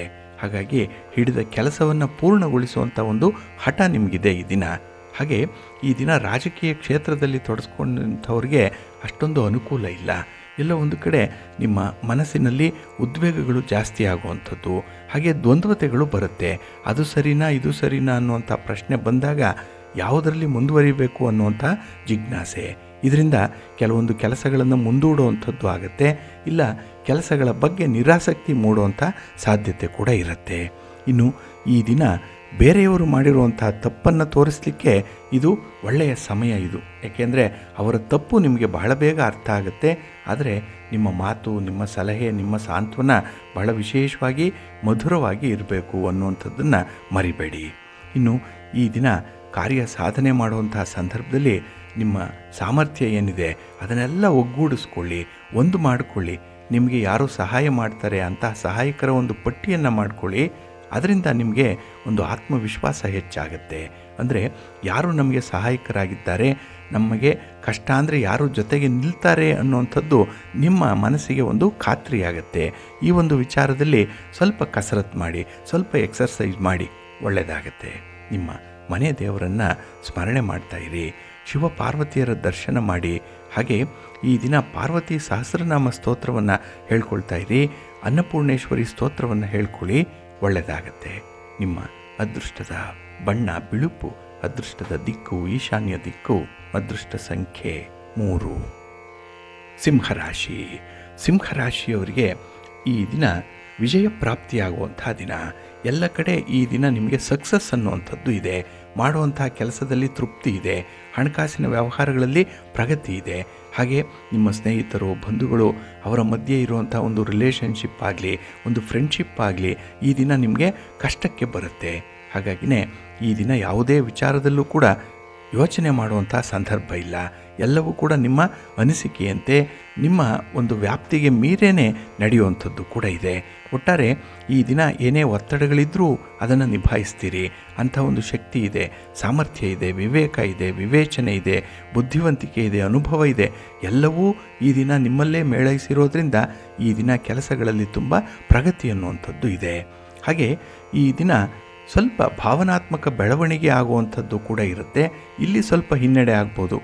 ಇಲ್ಲ ಅಂತ ಹೇಳಿದ್ರೆ ಧೈರ್ಯದಿಂದ ಕೆಲಸಗಳನ್ನು ಮುಗಿಸುವಂತಹ ಒಂದು ವಿಶೇಷ ಪ್ರಕ್ರಿಯೆ ನಿಮ್ಮಲ್ಲಿರುತ್ತೆ. ಹಾಗೆ ಈ ದಿನದಲ್ಲಿ ಸ್ವಲ್ಪ ಪ್ರಯಾಣ ಇದೆ. ಅದರಲ್ಲೂ ಈ ಪ್ರಯಾಣ ಪ್ರವಾಸ ನಿಮಗೆ ಶುಭ ಲಾಭವನ್ನು ತರುವಂಥದ್ದು ಕೂಡ. ಹಣಕಾಸಿನ ವಿಚಾರ ಕೂಡ ಈ ದಿನ ಪ್ರಗತಿದಾಯಕವಾಗಿರುತ್ತೆ. ನೆನ್ನೆಗಿಂತ ಈ ದಿನ ಬಹಳ ಚೆನ್ನಾಗಿದೆ. ಇನ್ನು ಈ ದಿನ ಬಹಳ ಅಮೂಲ್ಯವಾದಂತಹ ಕೆಲಸವೊಂದನ್ನು ಮಾಡುವಂಥದ್ದು, ಹಾಗೆ ಪ್ರಮುಖ ವ್ಯಕ್ತಿಗಳನ್ನು ಭೇಟಿ ಮಾಡುವಂಥದ್ದು, ಇವೆಲ್ಲ ಈ ದಿನದಲ್ಲಿ ನಿಮಗೆ ಇರುವಂಥದ್ದು. ಇದು ರಹಸ್ಯವಾಗಿ ನಡೆಯುತ್ತೆ. ಈ ದಿನನಾದರೂ ನಡಿಬೋದು ಅಥವಾ ಮುಂದೆ ನಡೆಯುವಂಥ ಮುನ್ಸೂಚನೆ ಈ ದಿನ ನಿಮಗೆ ಸಿಗ್ಬೋದು. ಒಟ್ಟಾರೆ ಈ ದಿನದಲ್ಲಿ ಸ್ವಲ್ಪ ದೂರದೃಷ್ಟಿಯನ್ನು ಇಟ್ಕೊಂಡು ನಾಳೆ ಆಗಬೇಕಾಗಿರುವಂಥ ಕೆಲಸ ಕಾರ್ಯಗಳನ್ನು ಗಮನದಲ್ಲಿಟ್ಕೊಂಡು ತೀರ್ಮಾನವೊಂದನ್ನು ಮಾಡುವಂಥ ಪ್ರಯತ್ನ ಮಾಡಿ. ಒಳ್ಳೆಯ ಫಲ ನಿಮಗೆ ಸಿಕ್ಕತ್ತೆ ಈ ದಿನ. ಅದರಲ್ಲೂ ಸಂಜೆಯ ಸಮಯದಲ್ಲಿ ಈ ದಿನ ಸ್ವಲ್ಪ ಎಚ್ಚರಿಕೆಯಿಂದ ಇರಿ. ನಿಮ್ಮ ಪ್ರಯಾಣದಲ್ಲಿ ನಿಮ್ಮ ಇಷ್ಟ ದೇವರನ್ನು ಆರಾಧನೆ ಮಾಡ್ತಾಯಿರಿ. ಹಾಗೆ ಭಕ್ತಿಯಿಂದ ವಿಷ್ಣುವನ್ನು ಸ್ಮರಣೆ ಮಾಡಿಕೊಳ್ಳಿ. ಮಹಾಲಕ್ಷ್ಮಿಯನ್ನು ಈ ದಿನ ಪ್ರಾರ್ಥನೆ ಮಾಡಿಕೊಳ್ಳಿ. ಒಳ್ಳೆಯದಾಗತ್ತೆ. ನಿಮ್ಮ ಅದೃಷ್ಟದ ಬಣ್ಣ ಕೆಂಪು, ಅದೃಷ್ಟದ ದಿಕ್ಕು ಉತ್ತರ ದಿಕ್ಕು, ಅದೃಷ್ಟ ಸಂಖ್ಯೆ 3. ಕನ್ಯಾ ರಾಶಿ. ಕನ್ಯಾ ರಾಶಿಯವರಿಗೆ ಈ ದಿನ ತುಂಬ ಜವಾಬ್ದಾರಿಯುತವಾದಂಥ ದಿನ, ತುಂಬ ಅಭಿವೃದ್ಧಿಯನ್ನು ಕಾಣುವಂಥ ದಿನ. ಏಕೆಂದರೆ ಕೆಲವು ಕೆಲಸ ಕಾರ್ಯಗಳನ್ನು ಬಹಳ ಇಚ್ಛೆಪಟ್ಟು ಮಾಡುವಂಥದ್ದು, ಇದು ನಿಮಗೆ ಒಳ್ಳೆಯ ಫಲವನ್ನು ತರುತ್ತೆ. ಬಹಳ ದಿನಗಳಿಂದ ನೀವು ನಿರೀಕ್ಷೆ ಮಾಡ್ತಾ ಇದ್ದಂತಹ ಫಲಿತಾಂಶ ಈ ದಿನ ನಿಮಗೆ ಬರುವಂಥದ್ದು ಕೂಡ ಇದೆ. ಒಟ್ಟಾರೆ ಸಂತೋಷವನ್ನು ಉಂಟು ಮಾಡುವಂತಹ ಸಂದರ್ಭಗಳು ಹೆಚ್ಚಾಗಿದೆ ಈ ದಿನದಲ್ಲಿ. ಹಾಗೆ ಈ ದಿನ ನಿಮ್ಮ ಸ್ನೇಹಿತರ ಜೊತೆ, ಸಂಬಂಧಿಗಳ ಜೊತೆಯಲ್ಲಿ ಕೆಲವೊಂದು ಭಿನ್ನಾಭಿಪ್ರಾಯಗಳೇನಾದರೂ ಇದ್ದರೆ ಅದನ್ನು ಬಗೆಹರಿಸ್ಕೊಳ್ಳಿಕ್ಕೆ ಒಳ್ಳೆಯ ಅವಕಾಶ ನಿಮಗೆ ಸಿಕ್ಕುವಂಥದ್ದಿದೆ. ಹಾಗಾಗಿ ನಿಮ್ಮ ಮಾತು, ನಿಮ್ಮ ಕಮ್ಯುನಿಕೇಷನ್ನು ಅಥವಾ ನಿಮ್ಮ ಅಭಿಪ್ರಾಯ ಹೇಳುವಂಥ ಒಂದು ವೈಖರಿ, ಇದರ ಮೂಲಕ ಈ ಭಿನ್ನಾಭಿಪ್ರಾಯಗಳನ್ನು ಬಗೆಹರಿಸ್ಕೊಳ್ತೀರಿ. ಇದು ನಿಮಗೆ ಒಂದು ರೀತಿಯಲ್ಲಿ ಒಂದು ಶಕ್ತಿಯನ್ನು ಕೊಡುವಂಥದ್ದು. ಹಾಗೆ ಈ ದಿನ ಒತ್ತಡ ಇರಲಿ, ಬಳಲಿಕೆ ಇರಲಿ, ಆಯಾಸ ಇರಲಿ, ಅದನ್ನು ಕೂಡ ನಿವಾರಣೆ ಮಾಡ್ಕೊಳ್ತೀರಿ. ಯಾಕೆಂದರೆ ತುಂಬ ಎನರ್ಜಿ ಇದೆ, ಎನರ್ಜೆಟಿಕ್ ಆಗಿರ್ತೀರಿ. ಹಾಗಾಗಿನೇ ಈ ದಿನದಲ್ಲಿ ಯಾವುದೇ ರೀತಿಯ ಕೆಲಸ ಕಾರ್ಯಗಳಲ್ಲೂ ಕೂಡ ನೀವೇ ಮೆಚ್ಚುಗೆಯನ್ನು ವ್ಯಕ್ತಪಡಿಸಿ ಕೆಲಸಗಳನ್ನು ನಿರ್ವಹಣೆ ಮಾಡುವಂಥದ್ದು ಇದೆ. ಇನ್ನು ಉದ್ಯೋಗ ಕ್ಷೇತ್ರದಲ್ಲಿ ಸ್ವಲ್ಪ ಸಣ್ಣ ಪುಟ್ಟ ಸಮಸ್ಯೆಗಳು ಬರ್ಬೋದು, ಆದರೆ ಅದನ್ನು ಮಾತಿನ ಮೂಲಕ ನೀವು ಬಗೆಹರಿಸ್ಕೊಳ್ಬೇಕಾಗತ್ತೆ. ಇನ್ನು ಈ ಪ್ರಯಾಣ ಪ್ರವಾಸ ಇತ್ಯಾದಿ ಸಂದರ್ಭಗಳಲ್ಲಿ ಹೆಚ್ಚು ಲಗೇಜ್ಗಳನ್ನು ತೆಗೆದುಕೊಂಡು ಹೋಗಬೇಡಿ. ತುಂಬ ಒಂದು ವಸ್ತುಗಳಾಗಲಿ ಬ್ಯಾಗ್ಗಳಾಗಲಿ ನಿಮ್ಮ ಜೊತೆಯಲ್ಲಿರಬಾರ್ದು. ಒಂದು ಕಂಫರ್ಟಬಲ್ ಆಗಿರುವಂಥ ರೀತಿಯಲ್ಲಿ ಪ್ರಯಾಣವನ್ನು ಮಾಡಬೇಕಾಗತ್ತೆ. ಸ್ವಲ್ಪ ಎಚ್ಚರಿಕೆ ಇರಲಿ. ಇನ್ನು ಈ ದಿನ ನಿಮ್ಮ ಕೋಪವನ್ನು ಸ್ವಲ್ಪ ನಿಯಂತ್ರಣದಲ್ಲಿಟ್ಕೊಳ್ಳುವಂಥದ್ದು ಉತ್ತಮ. ಇಲ್ಲಾಂದರೆ ಸಂಬಂಧಗಳನ್ನು ಹಾಳು ಮಾಡ್ಕೊಳ್ತೀರಿ. ಅದನ್ನು ದುರಸ್ತಿ ಮಾಡಬೇಕು, ರಿಪೇರಿ ಮಾಡಲಿಕ್ಕೆ ಇನ್ನೂ ಸ್ವಲ್ಪ ಸಮಯ ಆಗುತ್ತೆ. ಅಲ್ಲಿಯವರೆಗೂ ಮಾನಸಿಕ ಒತ್ತಡಗಳು ಜಾಸ್ತಿ ಇರುತ್ತೆ. ಸ್ವಲ್ಪ ಜಾಗ್ರತೆ. ನಿಮ್ಮ ಮನೆ ದೇವರನ್ನು ಸ್ಮರಣೆ ಮಾಡ್ತಾಯಿರಿ. ಹಾಗೆ ಭಕ್ತಿಯಿಂದ ಈ ದಿನ ಶ್ರೀ ಸುಬ್ರಹ್ಮಣ್ಯ ಭುಜಂಗ ಸ್ತೋತ್ರವನ್ನು ಹೇಳ್ಕೊಳ್ಳಿ. ಸುಬ್ರಹ್ಮಣ್ಯ ಸ್ವಾಮಿಯ ಆರಾಧನೆ ಮಾಡಿ. ಈ ದಿನ ಒಳ್ಳೆಯದಾಗತ್ತೆ. ನಿಮ್ಮ ಅದೃಷ್ಟದ ಬಣ್ಣ ಬಿಳುಪು, ಅದೃಷ್ಟದ ದಿಕ್ಕು ಈಶಾನ್ಯ ದಿಕ್ಕು, ಅದೃಷ್ಟ ಸಂಖ್ಯೆ 1. ತುಲಾರಾಶಿ. ತುಲಾರಾಶಿಯವರಿಗೆ ಈ ದಿನದ ವಿದ್ಯಮಾನಗಳಿಂದ ಸ್ವಲ್ಪ ಅನುಭವವನ್ನು ಪಡ್ಕೊಳ್ಳುವಂಥ ಸಾಧ್ಯತೆ ಇದೆ. ಏಕೆಂದರೆ ಇಷ್ಟು ದಿನ ನಿಮ್ಮ ಕೆಲಸ ಕಾರ್ಯಗಳಲ್ಲಿ ತುಂಬ ಸರಾಗವಾಗಿ ನಿಮ್ಮ ಬಂಡಿ ಓಡ್ತಾ ಇತ್ತು. ಈ ದಿನ ಸ್ವಲ್ಪ ಅಡಚಣೆಗಳು ಜಾಸ್ತಿ ಇದೆ. ಈ ಸ್ಪೀಡ್ ಬ್ರೇಕರ್ಸ್ ಜಾಸ್ತಿ ಇದೆ, ಹಂಪ್ಸ್ ಜಾಸ್ತಿ ಇದೆ ನಿಮ್ಮ ಪ್ರಯಾಣದಲ್ಲಿ. ಹಾಗಾಗಿನೇ ಈ ದಿನ ಏರಿಳಿತಗಳಿಂದ ಕೂಡಿರುವಂಥ ದಿನ ಇದು. ಒಂದು ಸಲ ಫಲಿತಾಂಶ ಬಂದರೆ ಬಂತು, ಬರದೇ ಇದ್ದರೆ ಬರಲ್ಲ ಅನ್ನೋಂಥ ಒಂದು ಎಕ್ಸ್ಟ್ರೀಮ್ ಎಂಡ್ಸನ್ನು ನೋಡುವಂಥ ಸಂದರ್ಭಗಳು ಕೂಡ ಇದೆ. ಹಾಗಾಗಿ ಈ ಕೆಲಸ ಕಾರ್ಯಗಳು ಸ್ವಲ್ಪ ಮಂದಗತಿಯಲ್ಲಿ ನಡೆಯುವಂಥದ್ದು, ಇವತ್ತಲ್ಲ ನಾಳೆ ಫಲಿತಾಂಶವನ್ನು ತರುವಂಥದ್ದು ಕೂಡ ಇದೆ. ಒಟ್ಟಾರೆ ಈ ದಿನ ಇನ್ವೆಸ್ಟ್ ಮಾಡಿ ಸುಮ್ಮನಿದ್ಬಿಡಿ, ಎಂದೋ ಒಂದಿನ ಒಳ್ಳೆಯ ಫಲ ನಿಮಗೆ ಸಿಕ್ಕತ್ತೆ. ರೈತಾಪಿ ವರ್ಗದವರು ನೀವು ಬೆಳೆಯನ್ನು ಬೆಳೆಯುವಂತಹ ಸಂದರ್ಭದಲ್ಲಿ ಧಾನ್ಯಗಳನ್ನು ಈ ಭೂಮಿಯಲ್ಲಿ ಬಿತ್ತಿ ಕೂಡಲೇ ಬೆಳೆಯನ್ನು ನೀವು ನಿರೀಕ್ಷೆ ಮಾಡುವಂಥದ್ದಲ್ಲ. ಅದಕ್ಕಾಗಿ ಸ್ವಲ್ಪ ಸಮಯ ಅನ್ನುವಂಥದ್ದು ಇದೆ. ಜೊತೆಗೆ ಅದಕ್ಕೆ ಬೇಕಾದಂತಹ ಒಂದು ಪೂರಕವಾದಂಥ ಸಪೋರ್ಟನ್ನು ಕೊಡಬೇಕು. ಗಾಳಿ ಬೇಕು, ನೀರು ಬೇಕು, ಗೊಬ್ಬರ ಬೇಕು, ಬೆಳೀಲಿಕ್ಕೆ ಒಳ್ಳೆಯ ವಾತಾವರಣ ಬೇಕು. ಆ ಒಂದು ಹಿನ್ನೆಲೆಯಲ್ಲಿ ನೀವು ಕೂಡ ನಿಮ್ಮ ಕೆಲಸ ಕಾರ್ಯಗಳನ್ನು ಒಳ್ಳೆಯ ವಾತಾವರಣದಲ್ಲಿ ಆರಂಭ ಮಾಡಿ ಅದನ್ನು ಮುಂದುವರಿಸಿ. ಮುಂದೆ ಒಳ್ಳೆಯ ಫಲ ನಿಮಗೆ ಸಿಕ್ಕತ್ತೆ. ಆದರೆ ಈ ದಿನ ನಿಮ್ಮ ಕೆಲಸಗಳಲ್ಲಿ ಸ್ವಲ್ಪ ಮಿಶ್ರ ಫಲಗಳೇ ಇರುವಂಥದ್ದು. ಜೊತೆಗೆ ಈ ಮಕ್ಕಳ ಆರೋಗ್ಯದ ವಿಚಾರದಲ್ಲಿ ಸ್ವಲ್ಪ ತೊಂದರೆಗಳು ಉಂಟಾಗುವಂಥದ್ದು ಕೂಡ ಇದೆ. ಈ ದಿನ ಕಾಣಿಸ್ತಾ ಇದೆ. ಸ್ವಲ್ಪ ಜಾಗ್ರತೆ. ಇನ್ನು ಈ ದಿನ ಪ್ರಯಾಣದ ಸಂದರ್ಭದಲ್ಲೂ ಕೂಡ ಈ ವಾಹನದಿಂದ ಅಪಾಯಗಳಾಗುವಂಥದ್ದು ಇದೆ. ಪ್ರಯಾಣ ಕೂಡ ನಿಮಗೆ ಅಷ್ಟೊಂದು ಸುಖ ಸೌಖ್ಯವನ್ನು ತರ್ತಾ ಇಲ್ಲ. ಜಾಗ್ರತೆ ಇರಲಿ. ಹಾಗೆ ಈ ದಿನ ನಿರುದ್ಯೋಗಿಗಳು ನೀವು ಮಾಡುವಂಥ ಪ್ರಯತ್ನಗಳಲ್ಲಿ ಅಷ್ಟೊಂದು ಅನುಕೂಲ ಇಲ್ಲ. ಎಲ್ಲೋ ಒಂದು ಕಡೆ ನಿರಾಶೆ ಈ ದಿನ ಇರುವಂಥದ್ದಾಗತ್ತೆ. ಸ್ವಲ್ಪ ಜಾಗ್ರತೆಯಿಂದ ಇರಿ. ಇನ್ನು ಈ ದಿನ ಗ್ರಹಸ್ಥಾನಗಳು ನಿಮಗೆ ಅಷ್ಟೊಂದು ಅನುಕೂಲಕರವಾಗಿರುವಂಥ ಸ್ಥಿತಿಯಲ್ಲಿಲ್ಲ. ಹಾಗಾಗಿ ಈ ದಿನ ಯಾವುದೇ ಒಂದು ಪ್ರಮುಖವಾದಂತಹ ಒಂದು ತೀರ್ಮಾನಕ್ಕೆ ನೀವು ಬದ್ಧರಾಗಬೇಡಿ. ತೀರ್ಮಾನವನ್ನು ಆದಷ್ಟು ಮುಂದಕ್ಕೆ ಹಾಕಿ. ಒಂದು ದಿನದ ಮಟ್ಟಿಗೆ ಒಳ್ಳೆಯದಾಗತ್ತೆ. ನಿಮ್ಮ ಇಷ್ಟ ದೇವರನ್ನು ಆರಾಧನೆ ಮಾಡಿ. ಹಾಗೆ ಭಕ್ತಿಯಿಂದ ಈ ದಿನ ನೀವು ದುರ್ಗಾ ಸ್ತುತಿಯನ್ನು ಮಾಡಿ. ಅಮ್ಮನವರ ದರ್ಶನ ಮಾಡಿಕೊಳ್ಳಿ. ಯಾವುದಾದ್ರೂ ಒಂದು ಶಕ್ತಿಪೀಠಕ್ಕೆ ಹೋಗಿ ಬನ್ನಿ. ಒಳ್ಳೆಯ ಫಲ ನಿಮಗೆ ಸಿಕ್ಕತ್ತೆ. ನಿಮ್ಮ ಅದೃಷ್ಟದ ಬಣ್ಣ ಕೆಂಪು, ಅದೃಷ್ಟದ ದಿಕ್ಕು ಉತ್ತರ ದಿಕ್ಕು, ಅದೃಷ್ಟ ಸಂಖ್ಯೆ 2. ವೃಶ್ಚಿಕ ರಾಶಿ. ವೃಶ್ಚಿಕ ರಾಶಿಯವರು ಈ ದಿನ ಸ್ವಲ್ಪ ಪ್ರಾಕ್ಟಿಕಲ್ ಆಗಿ ಇರಬೇಕು. ತುಂಬ ಪ್ರಾಯೋಗಿಕವಾಗಿರಬೇಕು. ಎಲ್ಲೋ ಒಂದು ಕಡೆ ಊಹೆ, ನಿರೀಕ್ಷೆ, ಕಲ್ಪನೆ ಇದು ವರ್ಕೌಟ್ ಆಗಲ್ಲ. ಹಾಗಾಗಿ ನೀವು ಅಂದುಕೊಂಡಂಥ ಒಂದು ಫಲಿತಾಂಶಗಳು ನಿಮ್ಮ ಕೆಲಸದಿಂದ ಸಿಕ್ಕಲ್ಲ. ಹಾಗಾಗಿಯೇ ಯಾವುದೇ ಫಲ ಬಂದರೂ ಕೂಡ ಅದನ್ನು ಅಕ್ಸೆಪ್ಟ್ ಮಾಡಿಕೊಳ್ಬೇಕು. ಇನ್ನು ವಿಶೇಷವಾಗಿ ಈ ದಿನದಲ್ಲಿ ಗ್ರಹಸ್ಥಾನಗಳು ಸ್ವಲ್ಪ ಅನಾನುಕೂಲಕರವಾಗಿರುವಂಥ ಪರಿಸ್ಥಿತಿಯಲ್ಲಿದೆ. ಹಾಗಾಗಿ ನಿಮ್ಮ ಪರಿಸ್ಥಿತಿಯನ್ನು ಧನಾತ್ಮಕವಾಗಿಸ್ಕೊಳ್ಬೇಕು ಅಂತ ಹೇಳಿದ್ರೆ ಈ ದಿನ ಹೆಚ್ಚಿನ ಸಮಯವನ್ನು ನೀವು ಪ್ರಶಾಂತವಾಗಿ ಕಳೀಬೇಕು. ಯೋಗ ಮಾಡಿ, ಧ್ಯಾನ ಮಾಡಿ, ಭಗವಂತನ ದರ್ಶನ, ಹಾಗೆ ವಿಶೇಷವಾಗಿ ನೀವು ಜಪ ತಪಗಳಲ್ಲಿ ತೊಡಗಿಸ್ಕೊಳ್ಳುವಂಥದ್ದು ಈ ದಿನ ಉತ್ತಮ. ಅಂದರೆ ಮೌನವಾಗಿದ್ದು ನಿಮಗೆ ಇಷ್ಟ ದೇವರು ಯಾರಿದ್ದಾರೆ ಅವರನ್ನು ಸ್ಮರಣೆ ಮಾಡ್ತಾಯಿರಿ. ಯಾವುದಾದ್ರೂ ಒಂದು ಮೂಲ ಮಂತ್ರವನ್ನು ಹೇಳ್ಕೊಳ್ತಾ ಇರಿ. ಒಳ್ಳೆಯದಾಗತ್ತೆ. ಏಕೆಂದರೆ ನಿಮ್ಮ ಮನಸ್ಸು ಈ ದಿನ ಸ್ವಲ್ಪ ಚಂಚಲವಾಗಿರುವಂಥದ್ದು, ಅಸ್ಥಿರವಾಗಿರುವಂಥದ್ದು, ಏನೇನೋ ಆಲೋಚನೆಗಳು ಬರುತ್ತೆ. ಕೆಲವೊಂದು ಕೆಟ್ಟ ಆಲೋಚನೆಗಳು ಬರ್ಬೋದು, ಕೆಲವೊಂದು ವಿಚಿತ್ರವಾದ ಆಲೋಚನೆಗಳು ಬರ್ಬೋದು, ಕೆಲವೊಂದು ಪ್ರಾಕ್ಟಿಕಲ್ಲಾಗಿ ಇಲ್ಲದೇ ಇರುವಂಥ ಆಲೋಚನೆಗಳು ಕೂಡ ಬರುವಂಥದ್ದಿದೆ. ಇದರಿಂದ ಸಮಯ ವ್ಯರ್ಥ ಆಗುತ್ತೆ. ಹಾಗಾಗಿ ನಿಮ್ಮ ಆಲೋಚನೆಗಳಿಗೆ ಅನುಗುಣವಾಗಿ ಯಾವುದೇ ಒಂದು ವ್ಯವಹಾರಕ್ಕೆ ಕೈ ಹಾಕಬೇಡಿ. ಯಾವುದು ಈ ಸರ್ವಸಿಂಧು ಸರ್ವಮಾನ್ಯ ಅಂಥದ್ದಕ್ಕೆ ಮಾತ್ರ ಈ ದಿನ ನೀವು ಬೆಲೆ ಕೊಡಬೇಕು. ಇನ್ನು ಈ ದಿನ ನಿಮ್ಮ ಒಂದು ಪರಿಸ್ಥಿತಿ ಏನಿದೆ, ನಿಮ್ಮ ವೈಯಕ್ತಿಕ ಬದುಕೇನಿದೆ, ಇದನ್ನು ಸರಿಪಡಿಸ್ಕೊಳ್ಬೇಕು. ಎಲ್ಲ ಒಂದು ಕಡೆ ಕುಟುಂಬದಲ್ಲಿ ಮಾತುಕತೆ ಇದೆ, ಮನಸ್ತಾಪಗಳಿದೆ, ಭಿನ್ನಾಭಿಪ್ರಾಯಗಳಿದೆ. ಅದರಿಂದ ಈ ದಿನ ನಿಮ್ಮ ಮನಸ್ಸು ಕೂಡ ತಿಳಿಯಾಗಿಲ್ಲ, ಒತ್ತಡದಿಂದ ಕೂಡಿರುತ್ತೆ. ಹಾಗಾಗಿಯೇ ಸ್ವಲ್ಪ ಎಚ್ಚರಿಕೆಯಿಂದ ವ್ಯವಹಾರ ಮಾಡಿ. ನಿಮ್ಮ ಪ್ರೀತಿ ಪಾತ್ರರ, ನಿಮ್ಮ ಸಂಗಾತಿಯ ಮಾತುಗಳನ್ನು ಕೇಳಿಸ್ಕೊಂಡು ಅದಕ್ಕೆ ಸೂಕ್ತವಾಗಿ ಪ್ರತಿಕ್ರಿಯಿಸಿ. ಒಳ್ಳೆಯದಾಗತ್ತೆ. ನಿಮ್ಮ ಇಷ್ಟ ದೇವರನ್ನು ಆರಾಧನೆ ಮಾಡಿ. ಹಾಗೆ ಭಕ್ತಿಯಿಂದ ಈ ದಿನ ನೀವು ನವಗ್ರಹ ಸ್ತೋತ್ರವನ್ನು ಹೇಳ್ಕೊಳ್ಳಿ. ನವಗ್ರಹ ಪೀಡಾ ಪರಿಹಾರ ಸ್ತೋತ್ರವನ್ನು ಹೇಳ್ಕೊಳ್ಳುವಂಥದ್ದು ಉತ್ತಮ. ನವಗ್ರಹಗಳ ದರ್ಶನ ಕೂಡ ಮಾಡಿ. ಒಳ್ಳೆಯದಾಗತ್ತೆ. ನಿಮ್ಮ ಅದೃಷ್ಟದ ಬಣ್ಣ ಕೆಂಪು, ಅದೃಷ್ಟದ ದಿಕ್ಕು ಉತ್ತರ ದಿಕ್ಕು, ಅದೃಷ್ಟ ಸಂಖ್ಯೆ 5. ಧನುರಾಶಿ. ಧನುರಾಶಿಯವರಿಗೆ ಈ ದಿನ ಧೈರ್ಯದ ದಿನ, ಆತ್ಮವಿಶ್ವಾಸ ಇರುವಂತಹ ದಿನ. ಯಾವುದೇ ಕೆಲಸ ಕಾರ್ಯಗಳಲ್ಲೂ ಕೂಡ ಭಯ ಅನ್ನೋವಂಥದ್ದಿಲ್ಲ. ಏಕೆಂದರೆ ಆ ಕ್ಷೇತ್ರದ ಪರಿಚಯ ನಿಮಗೆ ಚೆನ್ನಾಗಿದೆ. ಆ ವಿಚಾರ ನಿಮಗೆ ಮೊದಲೇ ಗೊತ್ತಿದೆ. ಹಾಗಾಗಿ ಗೊತ್ತಿರೋ ದಾರಿಯಲ್ಲಿ ಕ್ರಮಿಸುವಂಥದ್ದು. ಹಾಗಾಗಿ ಬಹಳ ಬೇಗ ಕೆಲಸಗಳನ್ನು ಮುಗಿಸ್ತೀರಿ. ಅಷ್ಟೇ ಒಳ್ಳೆಯ ಫಲವನ್ನು ಅನುಭವಿಸ್ತೀರಿ. ಇದು ಅತ್ಯುತ್ತಮವಾದಂತಹ ಪ್ರಗತಿದಾಯಕವಾದಂಥ ಬೆಳವಣಿಗೆ ನಿಮಗೆ. ಹಾಗೆ ಈ ದಿನ ನಿಮ್ಮ ಪ್ರಯಾಣದ ಸಂದರ್ಭದಲ್ಲೂ ಕೂಡ ಹೊಸ ಪರಿಚಯಗಳಾಗುವಂಥದ್ದು ಉತ್ಸಾಹಭರಿತವಾಗಿ ಇರುತ್ತೆ. ತುಂಬ ಎನರ್ಜಿ ಇದೆ ಈ ದಿನ ನಿಮಗೆ. ಹಾಗೆ ಆರೋಗ್ಯ ಸಮಸ್ಯೆಗಳನ್ನು ಧೈರ್ಯದಿಂದ ನೀವು ನಿಭಾಯಿಸ್ತೀರಿ. ಅದು ಒಂದು ವರ ನಿಮಗೆ. ಏಕೆಂದರೆ ಎಷ್ಟೇ ಸಮಸ್ಯೆಗಳಿದ್ದರೂ ಕೂಡ ಈ ದಿನ ಪ್ರಶಾಂತವಾಗಿ ಅದರ ಬಗ್ಗೆ ತೀರ್ಮಾನವನ್ನು ಕೈಗೊಳ್ಳುವಂಥ ಸಾಧ್ಯತೆಗಳು ಜಾಸ್ತಿ ಇದೆ. ಹಾಗೆ ಈ ದಿನ ಗ್ರಹಸ್ಥಾನಗಳು ಅನುಕೂಲಕರವಾಗಿರೋದ್ರಿಂದ ನಿಮ್ಮ ಪರಿಸ್ಥಿತಿ ಕೂಡ ಧನಾತ್ಮಕವಾಗಿರುತ್ತೆ. ಇನ್ನು ವಿಚಾರಪೂರ್ವಕವಾದಂತಹ ಆಲೋಚನೆಗಳಿರುತ್ತೆ. ಅದರಲ್ಲೂ ಆಧ್ಯಾತ್ಮಿಕ ವಿಚಾರ, ಧಾರ್ಮಿಕ ವಿಚಾರ, ಇದರಲ್ಲಿ ಪ್ರಬುದ್ಧರಂತೆ ಈ ದಿನ ನಿಮ್ಮ ಅಭಿಪ್ರಾಯವನ್ನು ವ್ಯಕ್ತಪಡಿಸುವಂಥದ್ದು ಕೂಡ ಇದೆ. ಇನ್ನು ಈ ದಿನ ಅತಿಥಿ ಸತ್ಕಾರ ಆಗಲಿ ಅಥವಾ ಮನೆಗೆ ಬರುವಂತಹ ಸ್ನೇಹಿತರನ್ನು, ಬಂಧುಗಳನ್ನು ಈ ದಿನ ನೀವು ನೋಡಿಕೊಳ್ಳುವಂಥ ರೀತಿ, ಅವರ ಜೊತೆ ಮಾತುಕತೆ ತುಂಬ ಆಪ್ಯಾಯಮಾನವಾಗಿರುತ್ತೆ.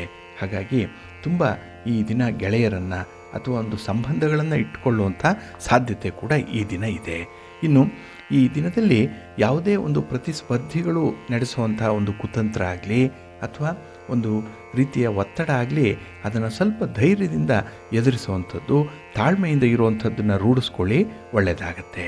ಹಾಗೆ ನಿಮ್ಮ ಆರೋಗ್ಯದ ಬಗ್ಗೆ ಸ್ವಲ್ಪ ಜಾಗ್ರತೆ, ಅದಕ್ಕಾಗಿ ನಿತ್ಯ ಕಟ್ಟಳೆಗಳಿಗೆ ನೀವು ಬದ್ಧರಾಗಿರಬೇಕು. ಎಂದೋ ಒಂದು ದಿನ ಆರೋಗ್ಯದ ಕಡೆ ಗಮನ ಕೊಡುವಂಥದ್ದಲ್ಲ, ಅದರ ಬಗ್ಗೆ ಒಂದು ಕನ್ಸಿಸ್ಟೆನ್ಸಿಯನ್ನು ಇಟ್ಕೊಳ್ಳಿ, ಒಳ್ಳೆಯದಾಗತ್ತೆ. ನಿಮ್ಮ ಇಷ್ಟ ದೇವರನ್ನು ಆರಾಧನೆ ಮಾಡ್ತಾಯಿರಿ. ಹಾಗೆ ಭಕ್ತಿಯಿಂದ ಈ ದಿನ ನೀವು ವಿಷ್ಣು ಸ್ತೋತ್ರವನ್ನು ಹೇಳ್ಕೊಳ್ಳಿ, ವಿಷ್ಣು ಸಹಸ್ರನಾಮವನ್ನು ಹೇಳ್ಕೊಳ್ಳಿ, ಒಳ್ಳೆಯದಾಗತ್ತೆ. ನಿಮ್ಮ ಅದೃಷ್ಟದ ಬಣ್ಣ ಹಳದಿ, ಅದೃಷ್ಟದ ದಿಕ್ಕು ಉತ್ತರ ದಿಕ್ಕು, ಅದೃಷ್ಟ ಸಂಖ್ಯೆ 1. ಮಕರ ರಾಶಿ. ಮಕರ ರಾಶಿಯವರು ಈ ದಿನ ಮಿಶ್ರ ಫಲಗಳನ್ನು ಅನುಭವಿಸುವಂತಹ ದಿನ. ಅದರಲ್ಲೂ ಲಾಭದಾಯಕವಾದಂತಹ ಕೆಲಸಗಳನ್ನೇನು ಆರಂಭ ಮಾಡ್ತೀರಿ, ಆರಂಭದಲ್ಲಿ ಲಾಭ ಇದೆ, ಸ್ಥಿರತೆ ಇದೆ. ಆದರೆ ಇದ್ದಕ್ಕಿದ್ದಾಗೆ ಮಧ್ಯದಲ್ಲಿ ಎಲ್ಲೋ ಒಂದು ಕಡೆ ಕೆಲಸ ನಿಲ್ಲುವಂಥ ಸಾಧ್ಯತೆ ಇದೆ. ಏಕೆಂದರೆ ನಿಮ್ಮ ಒಂದು ಪ್ರಯತ್ನ ಮಧ್ಯದಲ್ಲೇ ಸ್ವಲ್ಪ ನಿಶಕ್ತಿಯಿಂದ ಕೂಡಿರುವಂಥದ್ದು, ತುಂಬ ವೀಕ್ನೆಸ್ ಇರುವಂಥದ್ದು. ಹಾಗಾಗಿ ಬಲ ಇಲ್ಲ, ಆತ್ಮವಿಶ್ವಾಸ ಇಲ್ಲ, ಬೇರೆಯವರ ನೆರವು ಸಿಕ್ಕಲ್ಲ ಅನ್ನುವಂಥ ಒಂದು ನಿರಾಸೆ. ಈ ಕಾರಣಗಳಿಂದಾಗಿ ಆ ಕೆಲಸ ಮಧ್ಯದಲ್ಲೇ ಅರ್ಧಕ್ಕೆ ನಿಲ್ಲುವಂಥ ಸಾಧ್ಯತೆ ಇರುತ್ತೆ. ಇನ್ನು ಈ ದಿನ ಸ್ಥಿರಾಸ್ತಿ ಖರೀದಿ ವಿಚಾರದಲ್ಲಿ ಸ್ವಲ್ಪ ಪರಿಶೀಲನೆ ಮಾಡುವಂಥದ್ದು ಉತ್ತಮ. ಏಕೆಂದರೆ ಅಷ್ಟೊಂದು ನಿಮಗೆ ಅನುಕೂಲ, ಲಾಭ ಅನ್ನುವಂಥದ್ದು ಈ ಸ್ಥಿರಾಸ್ತಿಯಿಂದ ಸಿಗ್ತಾ ಇಲ್ಲ. ಇನ್ನು ವಾಹನದ ಸಂದರ್ಭದಲ್ಲಿ, ಅಂದರೆ ವಾಹನಗಳನ್ನು ಖರೀದಿ ಮಾಡುವಂಥದ್ದಾಗಲಿ, ವಾಹನಗಳನ್ನು ಓಡಿಸುವಂಥ ಸಂದರ್ಭದಲ್ಲಾಗಲಿ ಸ್ವಲ್ಪ ಜಾಗ್ರತೆ. ವಾಹನ ಕೂಡ ನಿಮಗೆ ಅಷ್ಟೊಂದು ಸುಖ ಸೌಖ್ಯವನ್ನು ತರಲ್ಲ. ಇನ್ನು ಈ ದಿನ ನಿಮಗೆ ಬರುವಂಥ ಯಶಸ್ಸು, ನಿಮ್ಮ ಕೀರ್ತಿ, ನಿಮ್ಮ ಗೌರವ, ಇದನ್ನು ಅಳತೆ ಮಾಡುವಂಥದ್ದು ಇದೆ. ಅದಕ್ಕಾಗಿ ಏನೋ ಒಂದು ಕಸರತ್ತು ಮಾಡ್ತೀರಿ. ಯಾವ ಯಾರ್ಡ್ ಸ್ಟಿಕ್ಕಲ್ಲಿ ಯಶಸ್ಸನ್ನು ಅಳಿಬೇಕು, ಅದಕ್ಕಾಗಿ ಈ ದಿನ ತುಂಬ ಪರಿತಪಿಸುವಂಥದ್ದು ಕೂಡ ಇದೆ. ಹಾಗೆ ಈ ಸುಖ ಸೌಖ್ಯ ಸಂತೋಷ, ಹಾಗೆ ಪ್ರೀತಿ ಪ್ರೇಮ, ಈ ವಿಚಾರಗಳಲ್ಲಿ ಈ ದಿನ ಸ್ವಲ್ಪ ಕುತೂಹಲ ಇರುವಂಥ ಸಂದರ್ಭ ಕೂಡ ಇದೆ.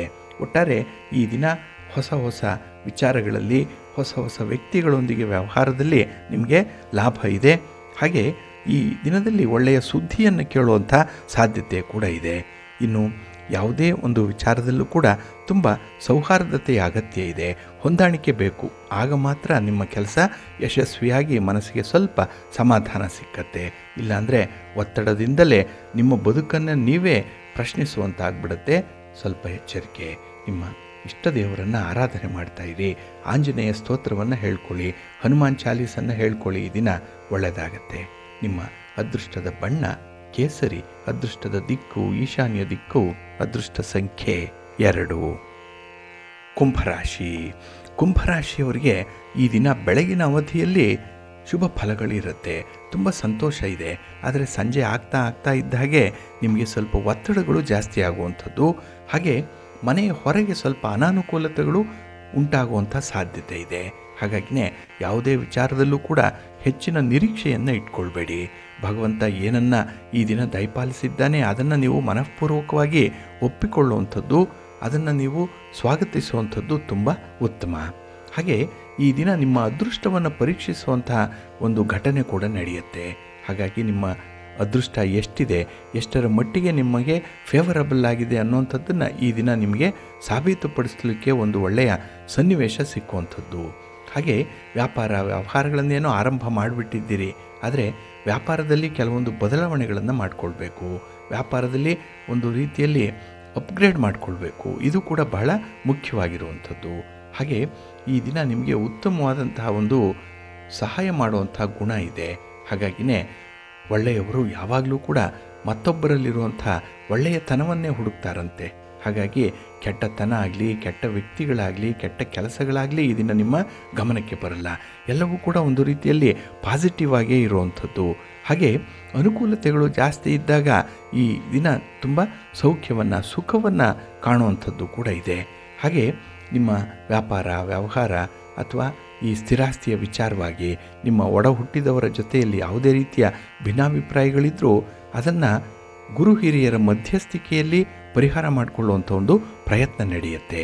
ಇದು ಕೂಡ ಯಶಸ್ವಿಯಾಗತ್ತೆ. ಹಾಗೆ ಹಠಾತ್ತಾಗಿ ಪ್ರಯಾಣ ಮಾಡುವಂತಹ ಸೂಚನೆಗಳಿದೆ, ಸ್ವಲ್ಪ ಜಾಗ್ರತೆ. ನಿಮ್ಮ ಇಷ್ಟ ದೇವರನ್ನು ಆರಾಧನೆ ಮಾಡ್ತಾಯಿರಿ.